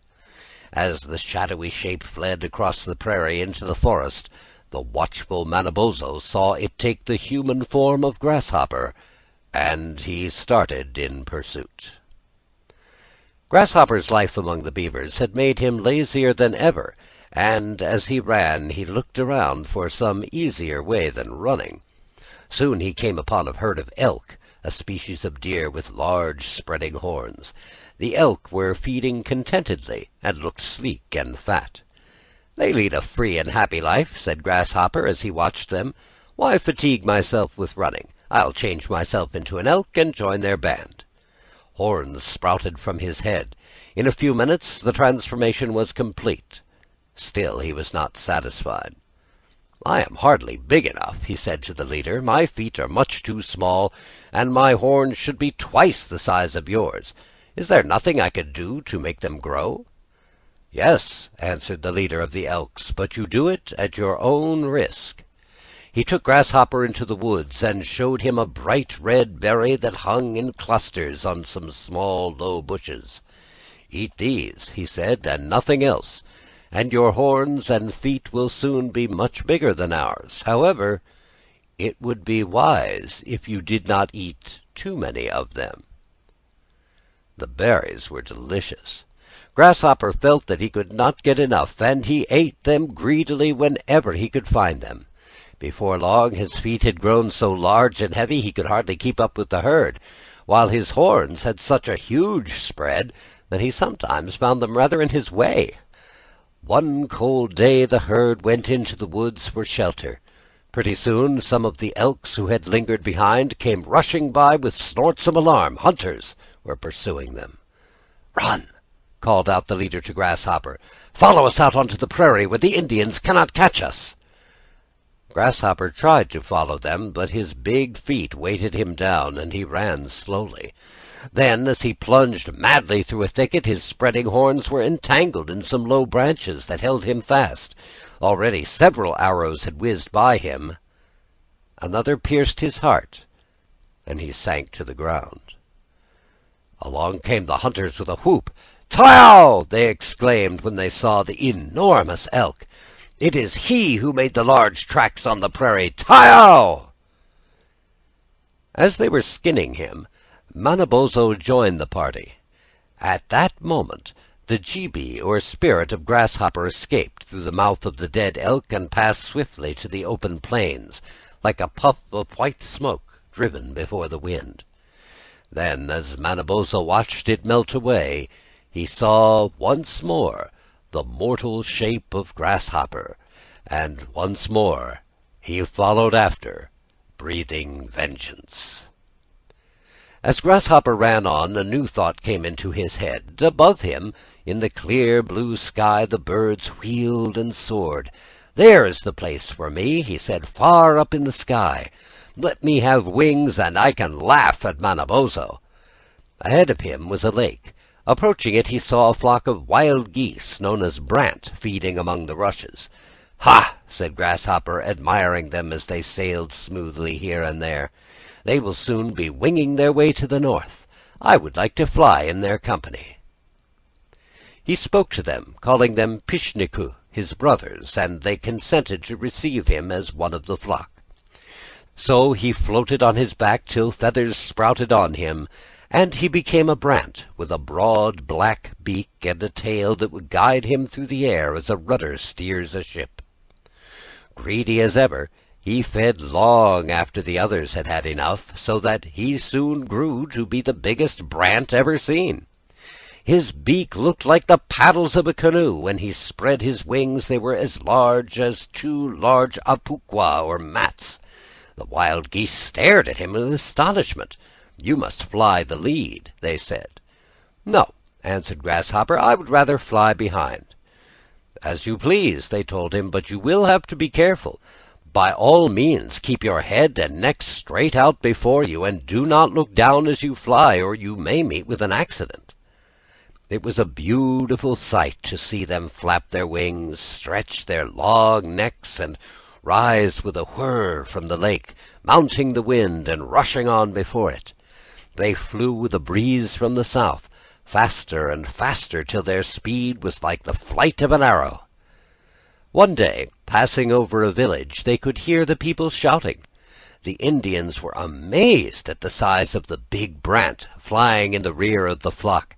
Yelling as loud as they could yell, their cries made Grasshopper curious. One voice especially seemed familiar to him, and he could not resist the temptation to draw in his neck and stretch it down toward the earth. As he did so, the strong wind caught his tail and turned him over and over. In vain he tried to recover his balance. The wind whirled him round and round as it whirls a leaf. The earth came nearer, and the shouts of the Indians grew louder in his ears. At last he fell with a thud and lay lifeless. It was a fine feast of wild goose that had dropped so suddenly from the skies. The hungry Indians pounced on him and began to pluck his feathers. This was the very village where Grasshopper had once lived. Little had he dreamed that he would ever return to supply it with such a dinner at which he himself was to be the best dish. But again his jibi, or spirit, went forth, and fled in the form of Grasshopper. Again Manabozho, shouting his war cry, followed after. Grasshopper had now come to the desert places, where there were few trees and no signs of animal life. Manabozho was gaining on him, and he must play some new trick. Coming at last to a tall pine tree growing in the rock, he climbed it, pulled off all the green needles, and scattered them about, leaving the branches quite bare. Then he took to his heels again. When Manabozho came, the pine spoke to him, saying, "See what Grasshopper has done. Without my foliage I am sure to die. Great Manitou, I pray you give me back my green dress." Manabozho, who loves and protects all trees, had pity on the pine. He collected the scattered needles and restored them to the branches. Then he hastened on with such speed that he overtook Grasshopper and put his hand out to clutch him. But Grasshopper stepped quickly aside, and spun round and round on one leg in his whirlwind dance, till the air all about was filled with leaves and sand. In the midst of this whirlwind he sprang into a hollow tree, and changed himself into a snake. Then he crept out through the roots, and not a moment too soon, for Manabozho smote the tree with one of his magic mittens, and it crumbled to powder. Grasshopper changed himself back into his human form, and ran for dear life. The only thing left for him to do was hide, but where? In his headlong flight he had come again to the shores of the great lake, and saw rising before him the high cliff of the picture rocks. If he could but manage to reach those rocks, the Manitou of the mountain, who lived in one of the gloomy caverns, might help him. Sure enough, as he reached the cliff, calling out for help, the Manitou opened the door and told him to enter. Hardly had the big door closed with a bang that along came Manabozho. With his mitten he gave a tap on the rock that made the splinters fly. "Open!" he cried in a terrible voice. But the Manitou was brave and hospitable. "I have sheltered you," he said to Grasshopper, "and I would rather die myself than give you up." Manabozho waited, but no answer came. "As you will," he said at last. "If the door is not opened to me by night, I shall call upon the thunder and the lightning to do my bidding." The hours passed. Darkness fell. Then from a black cloud that had gathered over the great lake, Wawissimo, the red-eyed lightning, shot his bolts of fire. Crash! Boom! Crash! Animiiki, the thunder, shouted hoarsely from the heavens. A wild wind rose, and the trees of the forest swayed and groaned, and the foxes hid in their holes. Wawissimo, the lightning, leapt from the black cloud and darted at the cliff. The rock trembled, the door was shivered, and fell apart. Out from the gloomy cavern came the Manitou of the mountain, asking Manabozho for mercy. It was granted, and the Manitou fled into the hills. Grasshopper then appeared. The next moment he was buried under a mass of rock shaken loose by Animiiki the thunder. This time he had been killed in his human form, and could play his mad pranks no more. But Manabozho the merciful remembered that Grasshopper was not wholly bad. "Your Jibi," he said, "must no longer remain upon the earth in any form whatever. As a man you lived an idle, foolish life, and you are no longer wanted here. Instead, I shall permit you to inhabit the skies." Saying this, he took the ghost of Grasshopper and clothed it with the shape of the war eagle, bidding him to be chief of all the fowls. But Grasshopper the mischievous is not forgotten by the people. In the late winter days, snow fine as powder fills the air like a vapor. It keeps the hunter from his traps, the fisherman from his hole in the ice. Suddenly a puff of wind seizes this light powdery snow, blows it round and round, and sets it whirling along. And when this happens, the Indians laugh and say, "Look, there goes Grasshopper. See how well he dances." So ends Grasshopper. Mishosha, the magician. In the heart of the great green forest once lived a hunter whose lodge was many miles distant from the wigwams of his tribe. His wife had long since died, and he dwelt there all alone with his 2 young sons, who grew up as best they could without a mother's care. When the father was away on a hunting trip, the boys had no companions but the birds and beasts of the forest, and with some of the smaller animals they became fast friends. Ojidamo, the squirrel, scampering from tree to tree, would let his nutshells fall plump on the roof of the lodge. That was his way of knocking at the door, coming to pay a morning call. He was a great talker, without much to say, as is often so of those whose voices are seldom still. But he was bright and merry, chattering away cheerfully about nothing in particular, and it made no difference whether you listened to him or not. Wabose, the little white hare, was another friend. One winter's day, when forest food was scarce, Oniota the lynx was about to pounce on him when the boy's father let fly an arrow, and Onotia was no longer interested in little white hares. Wabose was grateful for this, and sometimes in his shy way he tried to show it. The father and the boys lived mostly on big game, like bear and venison. This meat would be cut into strips and cured. Sometimes it had to last them many a long day, when game was scarce, or the woods so dry for want of rain that the twigs would snap under the hunter's feet and warn the animals he was coming. So the boys were rather used to being left alone for weeks at a time when their father was absent. Then came a season of famine. No berries grew on the bushes, grass withered on the stalk, few acorns hung on the oaks. Some of the brooks went dry. Thus it happened that the hunter had gone far in search of game. Many months passed, when Sigwan, the elder boy, saw that but a little meat remained, and he said to his younger brother Iaskoda, "Let us take what meat is left and strike out through the forest, going north. I remember our father saying that many moons distant lies a great lake called Gitchigumi, whose waters are alive with fish." "But can we find our way?" said Isakoda doubtfully. "Never fear," crawled out a voice from overhead. It was Ojitomo, the squirrel, frisky as ever, though a little lean from lack of nuts. "I'll go along with you," he continued, "and so will Wabose, the white hare.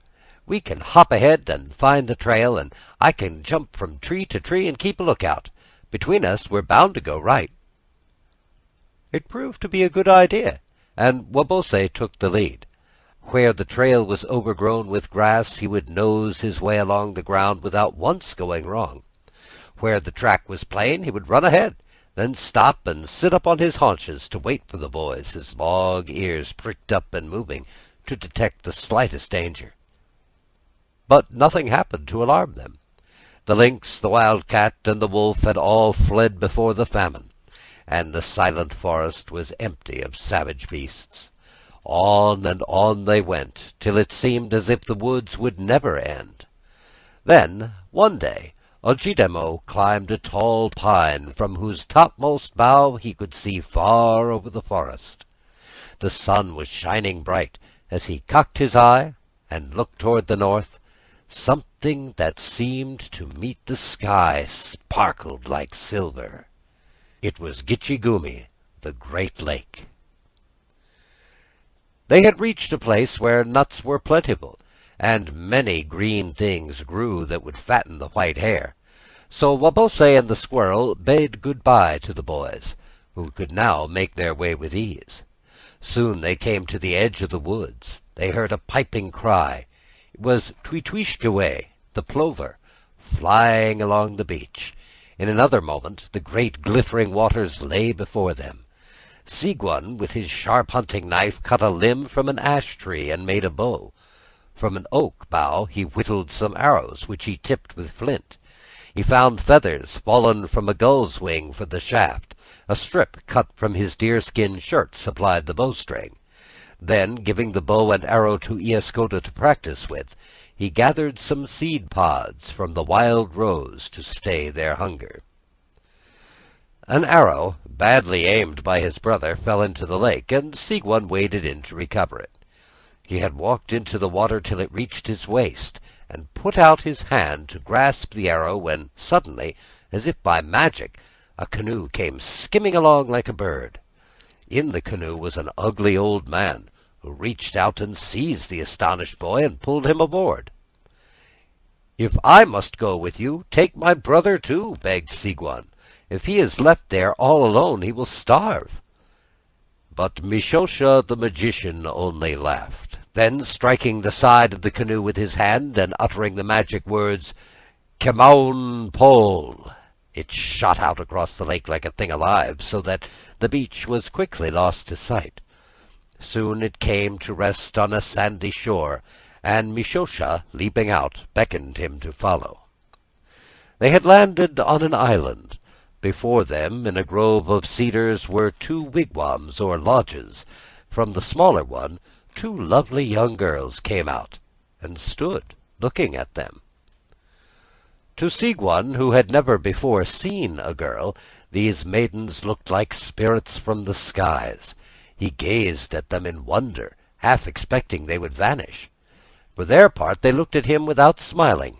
In their dark eyes were only sympathy and sadness.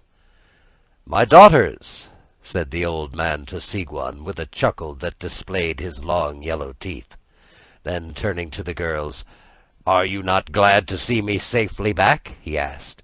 "And are you not pleased with my handsome young friend here?" They bent their heads politely, but said nothing.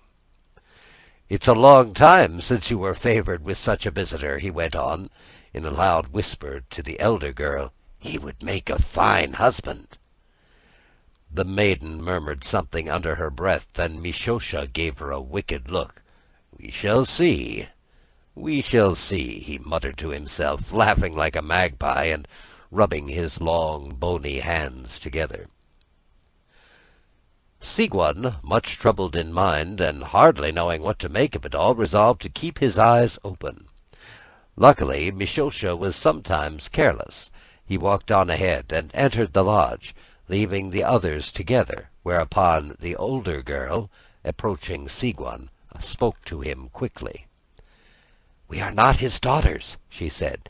"He brought us here as he brought you. He hates the human race. Every moon he seizes a young man and pretends he has borne him here as a husband for me. But soon he takes him off in his canoe, and the young man never comes back. We feel sure Mishosha has made away with them all." "What must I do?" asked Sigwan. "I care less for myself than for my little brother.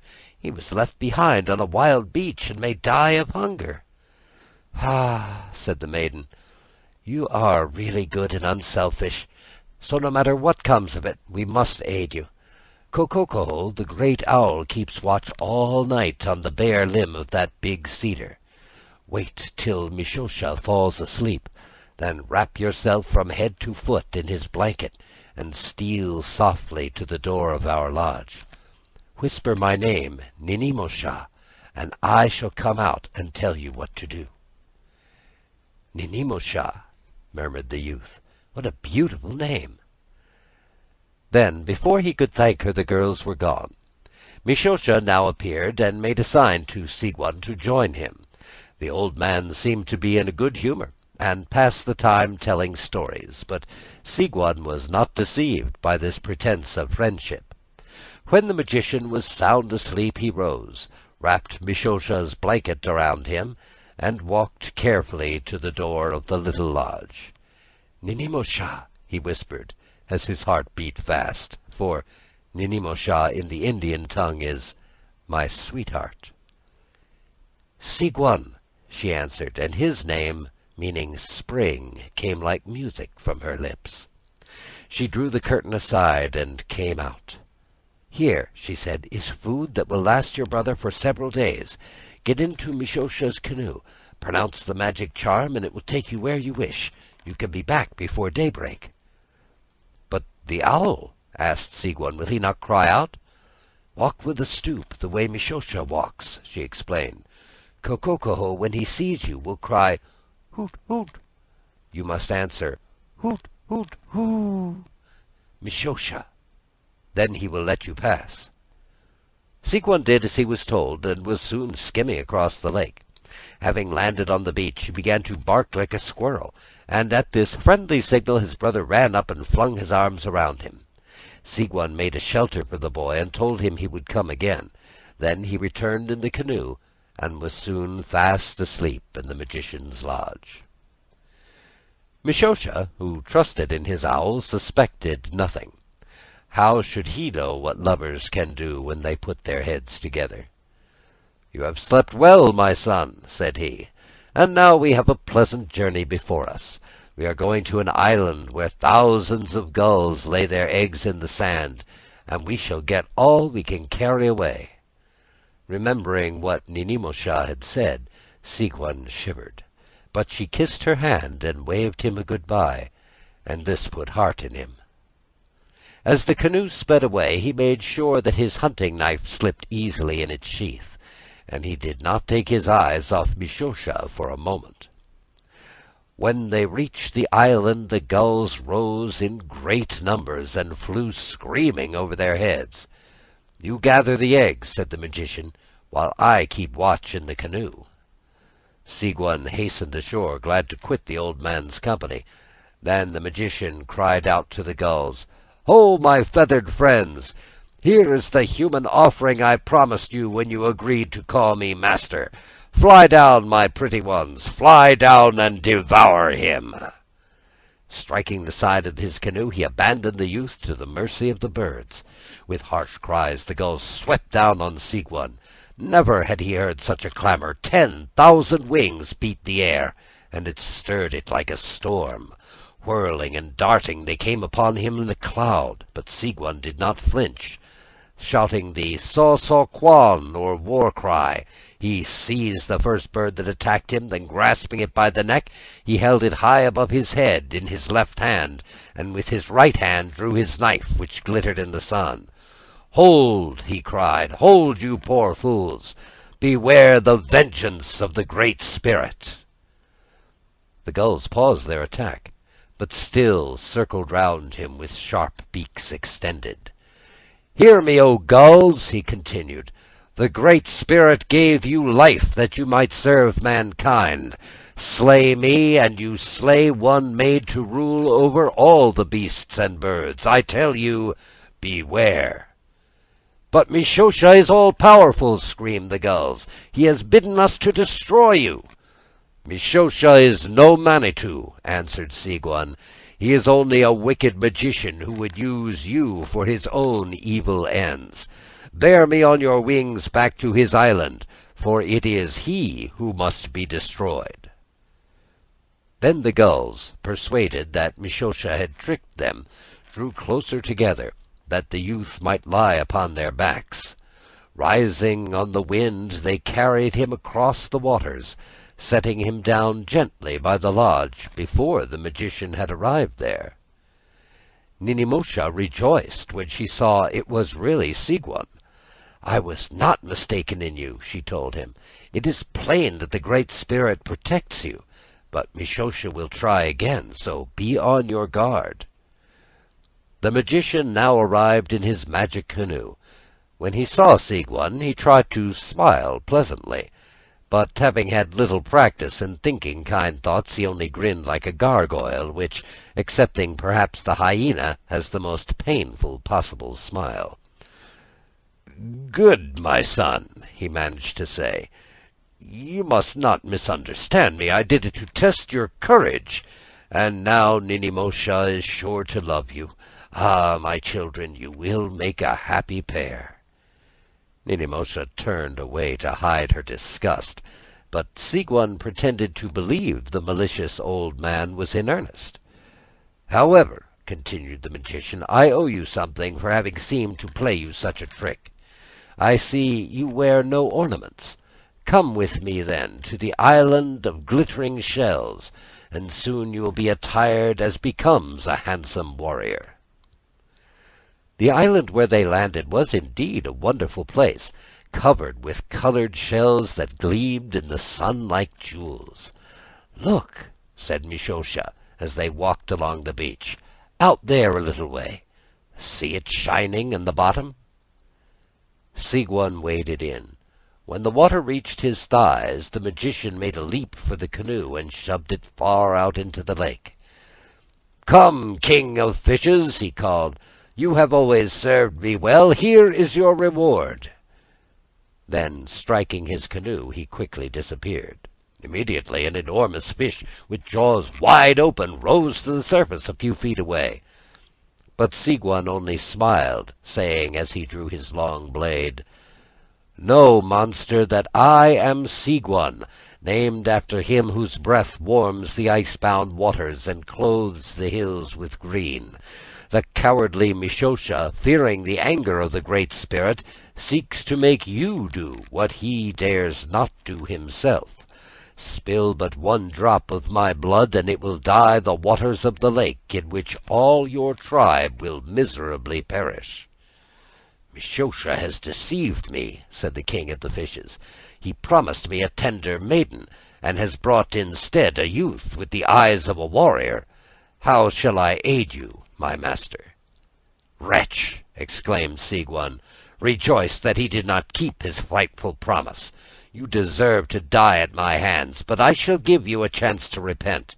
Take me on your back to the island of Mishosha, and I will spare your life." The king of fishes hastened to take Sigurd astride his broad back, and swam so swiftly that he reached the island soon after Mishosha.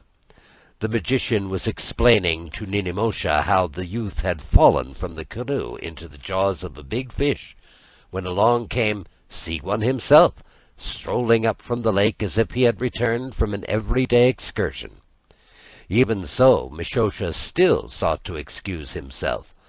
"My daughter," said he, "I was only trying to find out how much you cared for him." But all the while he was saying to himself that the next time he would not fail. And the next time was to be the very next day. "My owl is growing old and cannot live much longer," he explained. "I should like to catch a young eagle and tame him. Will you help me?" Sigurd consented, and went with him in the magic canoe to a rocky point of land reaching out into the lake.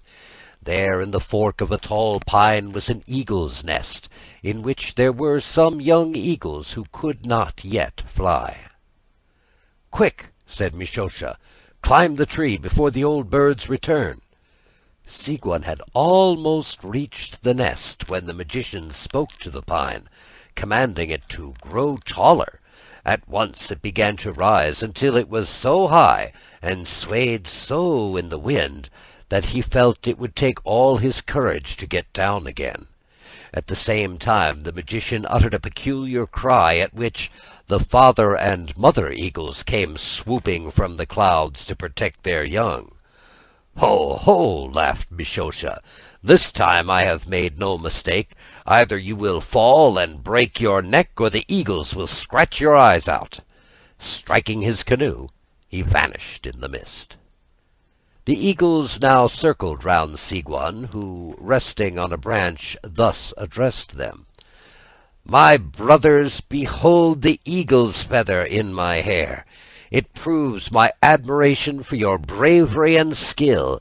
Yet in me you see your master, for I am a man, and you are only birds. Obey me then, and bear me to Mishosha's island." This praise pleased the eagles, who respected the youth's cool courage. Mounting on the back of the enormous male bird, Sigurd was borne through the air, and set down safely on the enchanted island. Mishosha now saw that neither bird nor beast would harm this handsome youth, who seemed to be protected by some powerful Manitou. It must be done some other way. "One more test," he said to Sigurd, "and then you may take Ninimosha for your wife. But first you must prove your skill as a hunter. Come." They made a lodge in the forest, and Mishosha by his magic caused a snowstorm with a stinging gale from the north, like a flight of icy arrows. Sigurd that night, before going to sleep, had hung his moccasins and leggings by the fire to dry, and Mishosha, rising first at daybreak, took one of each and threw them into the flames. Then he rubbed his hands and laughed like a prairie wolf. "What is it?" asked Sigurd, sitting up. "Alas, my son, it was just too late. This is the season of the moon, when fire attracts all things. It has drawn to it one of your moccasins and leggings and destroyed them. Yo, yo! I should have warned you." Sigurd held his tongue, though the thing was plain enough. Mishosha meant that he should freeze to death. But Sigurd, praying silently to his Manitou for aid, took from the fireplace a charred stick with which he blackened one leg and foot, murmuring at the same time a charm. Then, putting on his remaining moccasin and legging, he was ready for the hunt. Their way led through snow and ice, into thickets of thorn, and over bogs half frozen, where Sigurd sank to his knees. But his prayer had been heard, the charm worked, and the youth walked on dry-shod. With his first arrow he slew a bear. "Now," he said, looking the magician full in the eye, "I see you are suffering from the cold. Let us go back to your island." At Sigurd's bold look, Mishosha bent his head and mumbled some foolish answer. At last he had met his match, and he knew it. "Take up the bear on your shoulders," commanded Sigurd. Again the magician obeyed.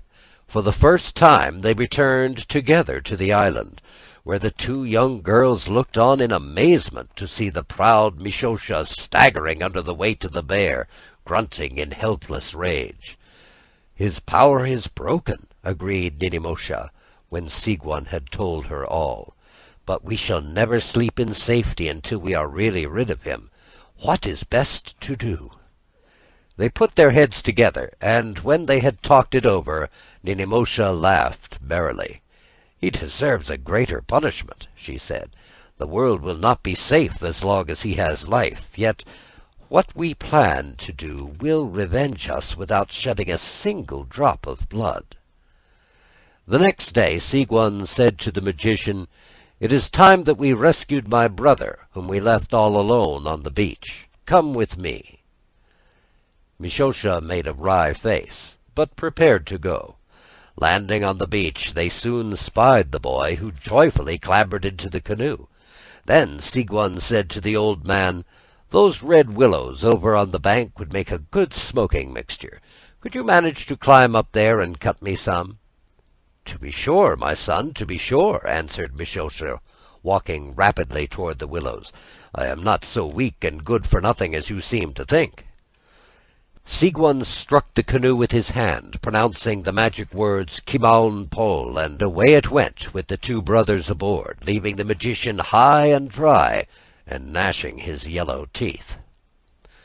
The girls ran to meet them at the shore, Ninimosha rejoicing that the old man had been left behind, while her sister could think of nothing but the attractive boy who looked so much like his big brother. "But Mishosha can call the canoe back to him," said Ninimosha, "until a way is found to break the charm. Someone must keep watch, with his hand upon it." Ioscoda begged permission to do his part, so they left him, with night coming on, sitting on the sand and holding fast to the canoe. It was a tiresome task for a little boy already weary with long waiting. To amuse himself, he began to count the stars. First he counted those in the Big Dipper and the Little Dipper, then the ones that looked like a high-backed chair, and the three big bright ones in the belt of Orion the hunter.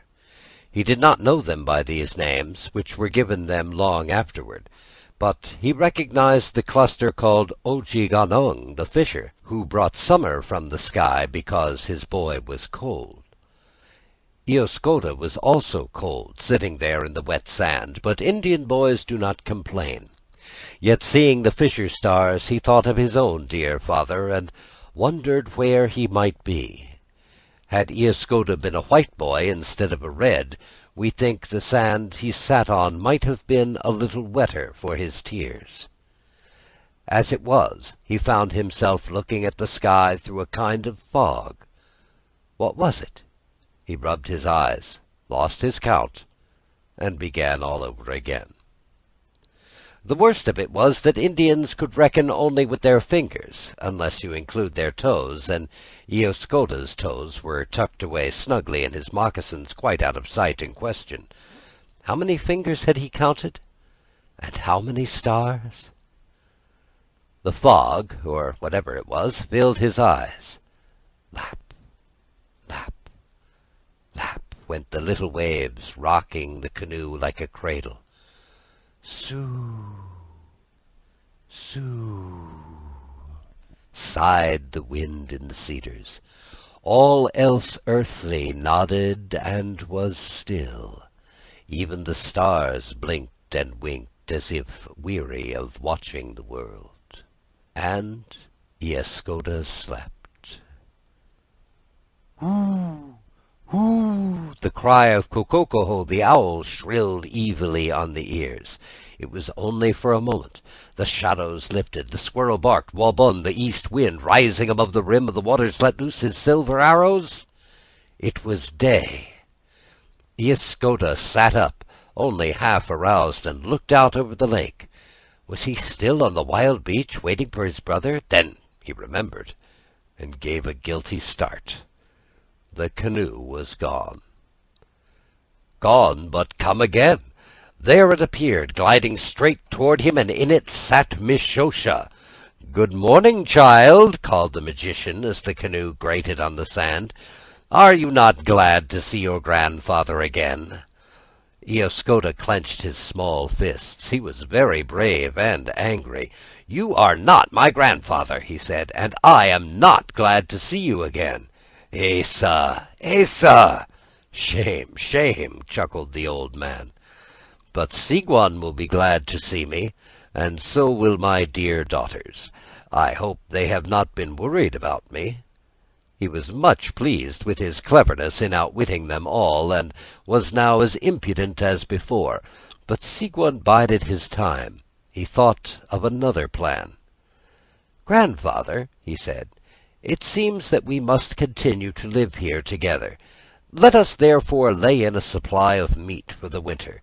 Come with me to the mainland. I am sure you must be a mighty hunter." Mishosha's vanity was his weakest point. "Ay," he answered boastfully. "I can run all day with a dead deer on my back. I have done it." "Good," said Sigwan.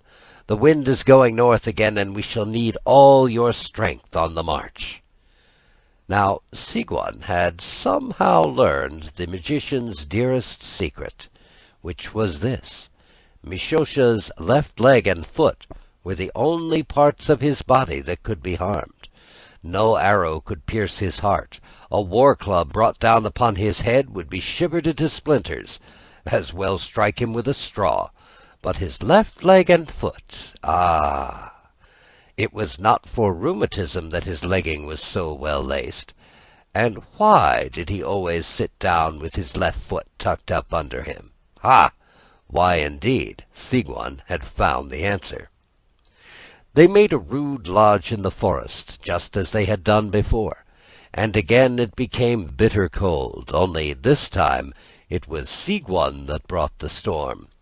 He could not help laughing. There was the blazing fire, and there on the couch was Mishosha, sound asleep.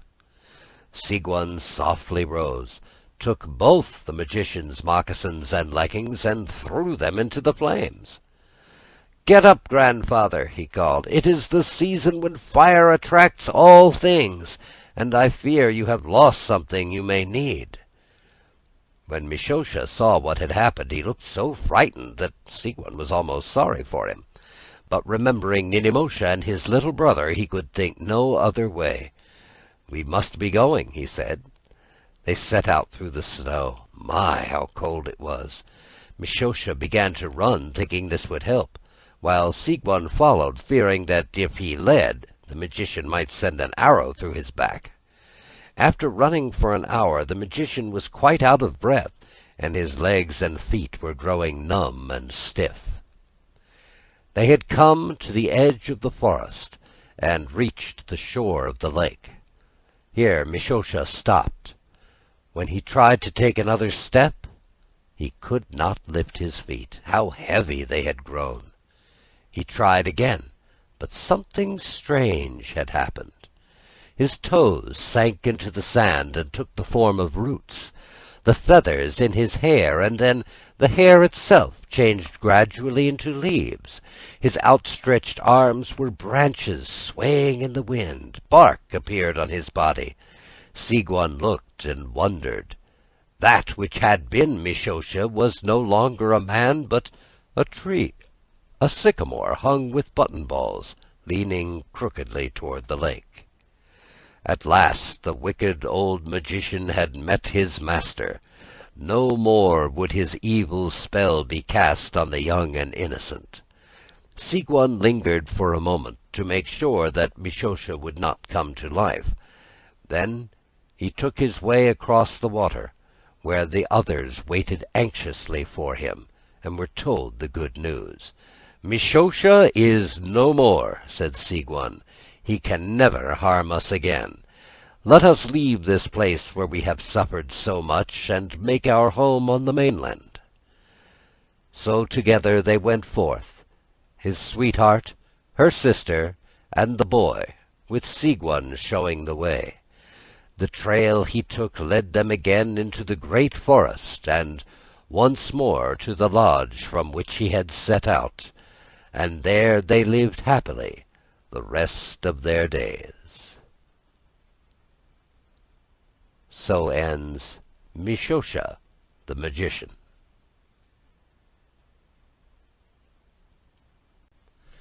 The Fairy Bride. Once there was a lovely young girl named Ninizu, the only daughter of an Indian chief who lived on the shore of Lake Superior. Ninizu in the Indian language means "my dear life." It was plain that her parents loved her tenderly and did everything in their power to make her happy and to shield her from any possible harm. There was but one thing that made them uneasy.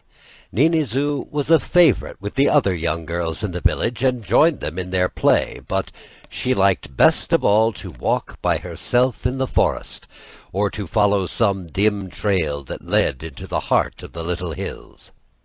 Sometimes she would be absent for many hours, and when she returned, her eyes had the look of one who has dwelt in secret places and seen things strange and mysterious.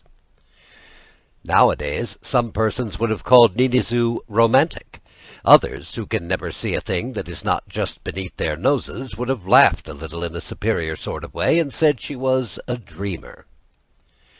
What was it that Ninizu saw and heard during these lonely walks in the secret places of the hills? Was it perhaps the fairies? She did not say, but her mother, who wished her to be more like other girls, and who would have liked to see her marry and settle down, was much disturbed in mind.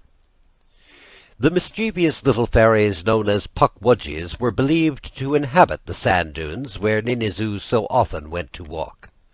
These were the sand hills made by Grasshopper when he danced so madly at Manabozho's wedding, whirling the sand into great drifts and mounds that may be seen to this very day. The Pukwudgies loved those hills, which were seldom visited by the Indians. It was just the place for leapfrog and all hands round in the twilight of summer days. They were said to gather here in little bands, playing all manner of pranks. Then, as night came, they would make haste to hide themselves in a grove of pine trees known as Manitou Wak, or the Wood of the Spirits. No one had ever come close to them, but fishermen, paddling their canoes on the lake, had caught glimpses of them from afar, and had heard the tiny voices of those merry little men as they laughed and called to one another. When the fishermen tried to follow, the Pukwudgies would vanish in the woods, but their footprints, no larger than a child's, could be seen on the damp sand of the little lake in the hills. If anything more were needed to convince those doubters who did not believe in fairies, the proof was quickly supplied by fishermen and hunters who were victims of their tricks. The Pukwudgies never really harmed anyone, but they were up to many kinds of mischief. Sometimes a hunter, picking up his cap in the morning, would find the feathers plucked out. Sometimes a fisherman, missing his paddle, would discover it at last in a tree. When such things happened, it was perfectly plain that Pukwudgies had been up to their pranks, and few persons were still stupid enough to believe it could be anything else. Ninizu had her own ideas concerning these little men, for she, like Morning Glory, had often listened to the tales that old Iagoo told. One of those stories was the story of a happy land, a far-off place where it was always summer, where no one wept or suffered sorrow. It was for this land that she sighed, It filled her thoughts by day, when she sought the secret places in the hills, and sat in some lonely spot, listening to the mysterious voices that whispered in the breeze. Where was this happy land, this place without pain or care? Tired out at night, she would sink into her bed. Then, from their hiding places, would come stealing the small messengers of Weens, the spirit of sleep. These kindly gnomes, too small for the human eye to see, crept quickly up the face of the weary Ninizoo and tapped gently on her forehead with their tiny war clubs, called pubgamauguns. Tap, tap, tap, till her eyelids closed, and she sought the happy land in that other pleasant land of dreams. She, too, had seen the footprints of the Pukwudgies on the sandy beach of the little lake, and had heard their merry laughter ring out in the grove of pines. Was it their only dwelling-place, she asked herself, or were they not messengers from the happy land, sent to show the way to that mortal who believed in it and longed to enter? Ninizoo came to think that this must really be so. Oftener than ever she made her way to the meadow bordering on the spirit wood, and sat there gazing into the grove. Perhaps the Pukwudgies would understand, and tell the fairies whom they served. Then some day a fairy would appear at the edge of the pines and beckon her to come. That surely would happen, she thought, if she wished it long enough, and could give her wishes wings. So, sitting there, she composed the words to a song, and set it to the music the pines make when the south wind stirs their branches. Then she sang, "Spirit of the laughing leaves, fairy of the forest pine, listen to the maid who grieves for that happy land of thine. From your haunt in summer glade, hasten to your mournful maid." Was it only her fancy that she seemed to hear the closing words of her song echoed from the deep woods where the merry little men had vanished? Or was it the Pukwudgies mocking her? She had lingered later than usual. It was time to go. The new moon swung low in the western sky, with its points turned upward to the heavens. An Indian would say that he could hang his powder horn upon it, and that it meant dry weather when the leaves crackled under the hunter's feet, and the animals fled before him, so that he was unable to come near enough to shoot. And Ninizoo was glad of this. In the happy land, she declared, no one would suffer, and no life would be taken. Yet it was a hunter that her mother wished her to marry, a man who spent his whole life in slaying the red deer of the forest, who thought and talked of almost nothing else. This came into her mind as she rose from her seat in the meadow and cast a farewell glance at the pines. The rays of the crescent moon touched them with a faint light, and again her fancy came into play. What was it that seemed to move along the edge of the mysterious woods? Something with the dim likeness of a youth, taller than the Pukwudgies, who glided rather than walked, and whose garments of light green stood out against the darker green of the pines. Ninizoo looked again, but the moon hid behind the hills. All was black to the eye. To the ear came no sound but the creepy cry of the whippoorwill. She hastened home. That night she heard from her mother's lips what she had long expected and feared. "Ninizoo," said her mother, "I named you my dear life, and you are as dear as life to me. That is why I wish you to be safe and happy. That is why I wish you to marry a good man who will take the best care of you now, and will protect and comfort you when I am gone. You know the man I mean." "Yes, mother," answered Ninizoo, "I know him well enough, so well as ever I want to know him. He hunts the deer, he kills the deer, he skins the deer. That is all he does. That is all he thinks. That is all he talks about. It is perhaps well that someone should do this, lest we starve for want of meat. Yet there are many other things in the world, and this hunter of yours is content if he does but kill." "Poor child," said the mother, "you are too young to know what is best for you." "I am old enough, mother dear," answered Ninizoo, "to know what my heart tells me. Besides, this hunter you would have me marry is as tall as a young oak, while I am not much taller than one of the Pukwudgies. When I stand up very straight, my head comes up little higher than his waist. A pretty pair we would make." What she said was quite true. Ninizoo had never grown to be much larger than a child. She had a graceful, slender body, little hands and feet, eyes black as midnight, and a mouth like a meadow flower. One who saw her for the first time passing upon the hills, her slight figure sketched against the sky, might have thought that she herself was a fairy. For all her gentle, quiet ways and her love of lonely places, Ninizoo was often merry, but now she seldom laughed. Her step was slow, and she walked with her eyes fixed upon the ground. "When she is married," thought her mother, "she will have other things to occupy her mind, and she will no longer go dreaming among the hills." But the hills were her one great joy. The hills and the flowery meadows where the lark swayed to and fro, bidding her to be of good cheer as she perched on a mullein stalk. Every afternoon she sat singing her little song. Soon she would sing no more. The setting sun would gild the pine grove, the whippoorwill would complain to the stars, but the picture would be incomplete. There would be no Ninizoo, for the wedding day was named. She must be the hunter's wife. On the day set for her marriage to the man she so disliked, Ninizoo put on the garments of a bride. Never had she looked so lovely. Blood-red blossoms flamed in her jet-black hair. In her hand she held a bunch of meadow flowers mingled with the tassels of the pine. Thus arrayed, she set out for a farewell visit to the grove. It was a thing they could not well deny her, but as she went her way the hills hid her from sight. The wedding guests looked uneasily at one another. It was something they could not explain. At that moment a cloud blew up from nowhere across the sun.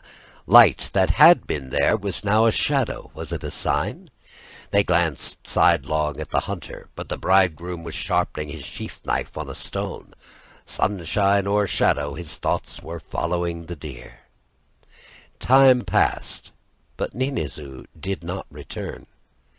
Then so late was the hour that the wedding guests wondered and bestirred themselves what could be keeping her so long. At last they searched the hills. She was not there.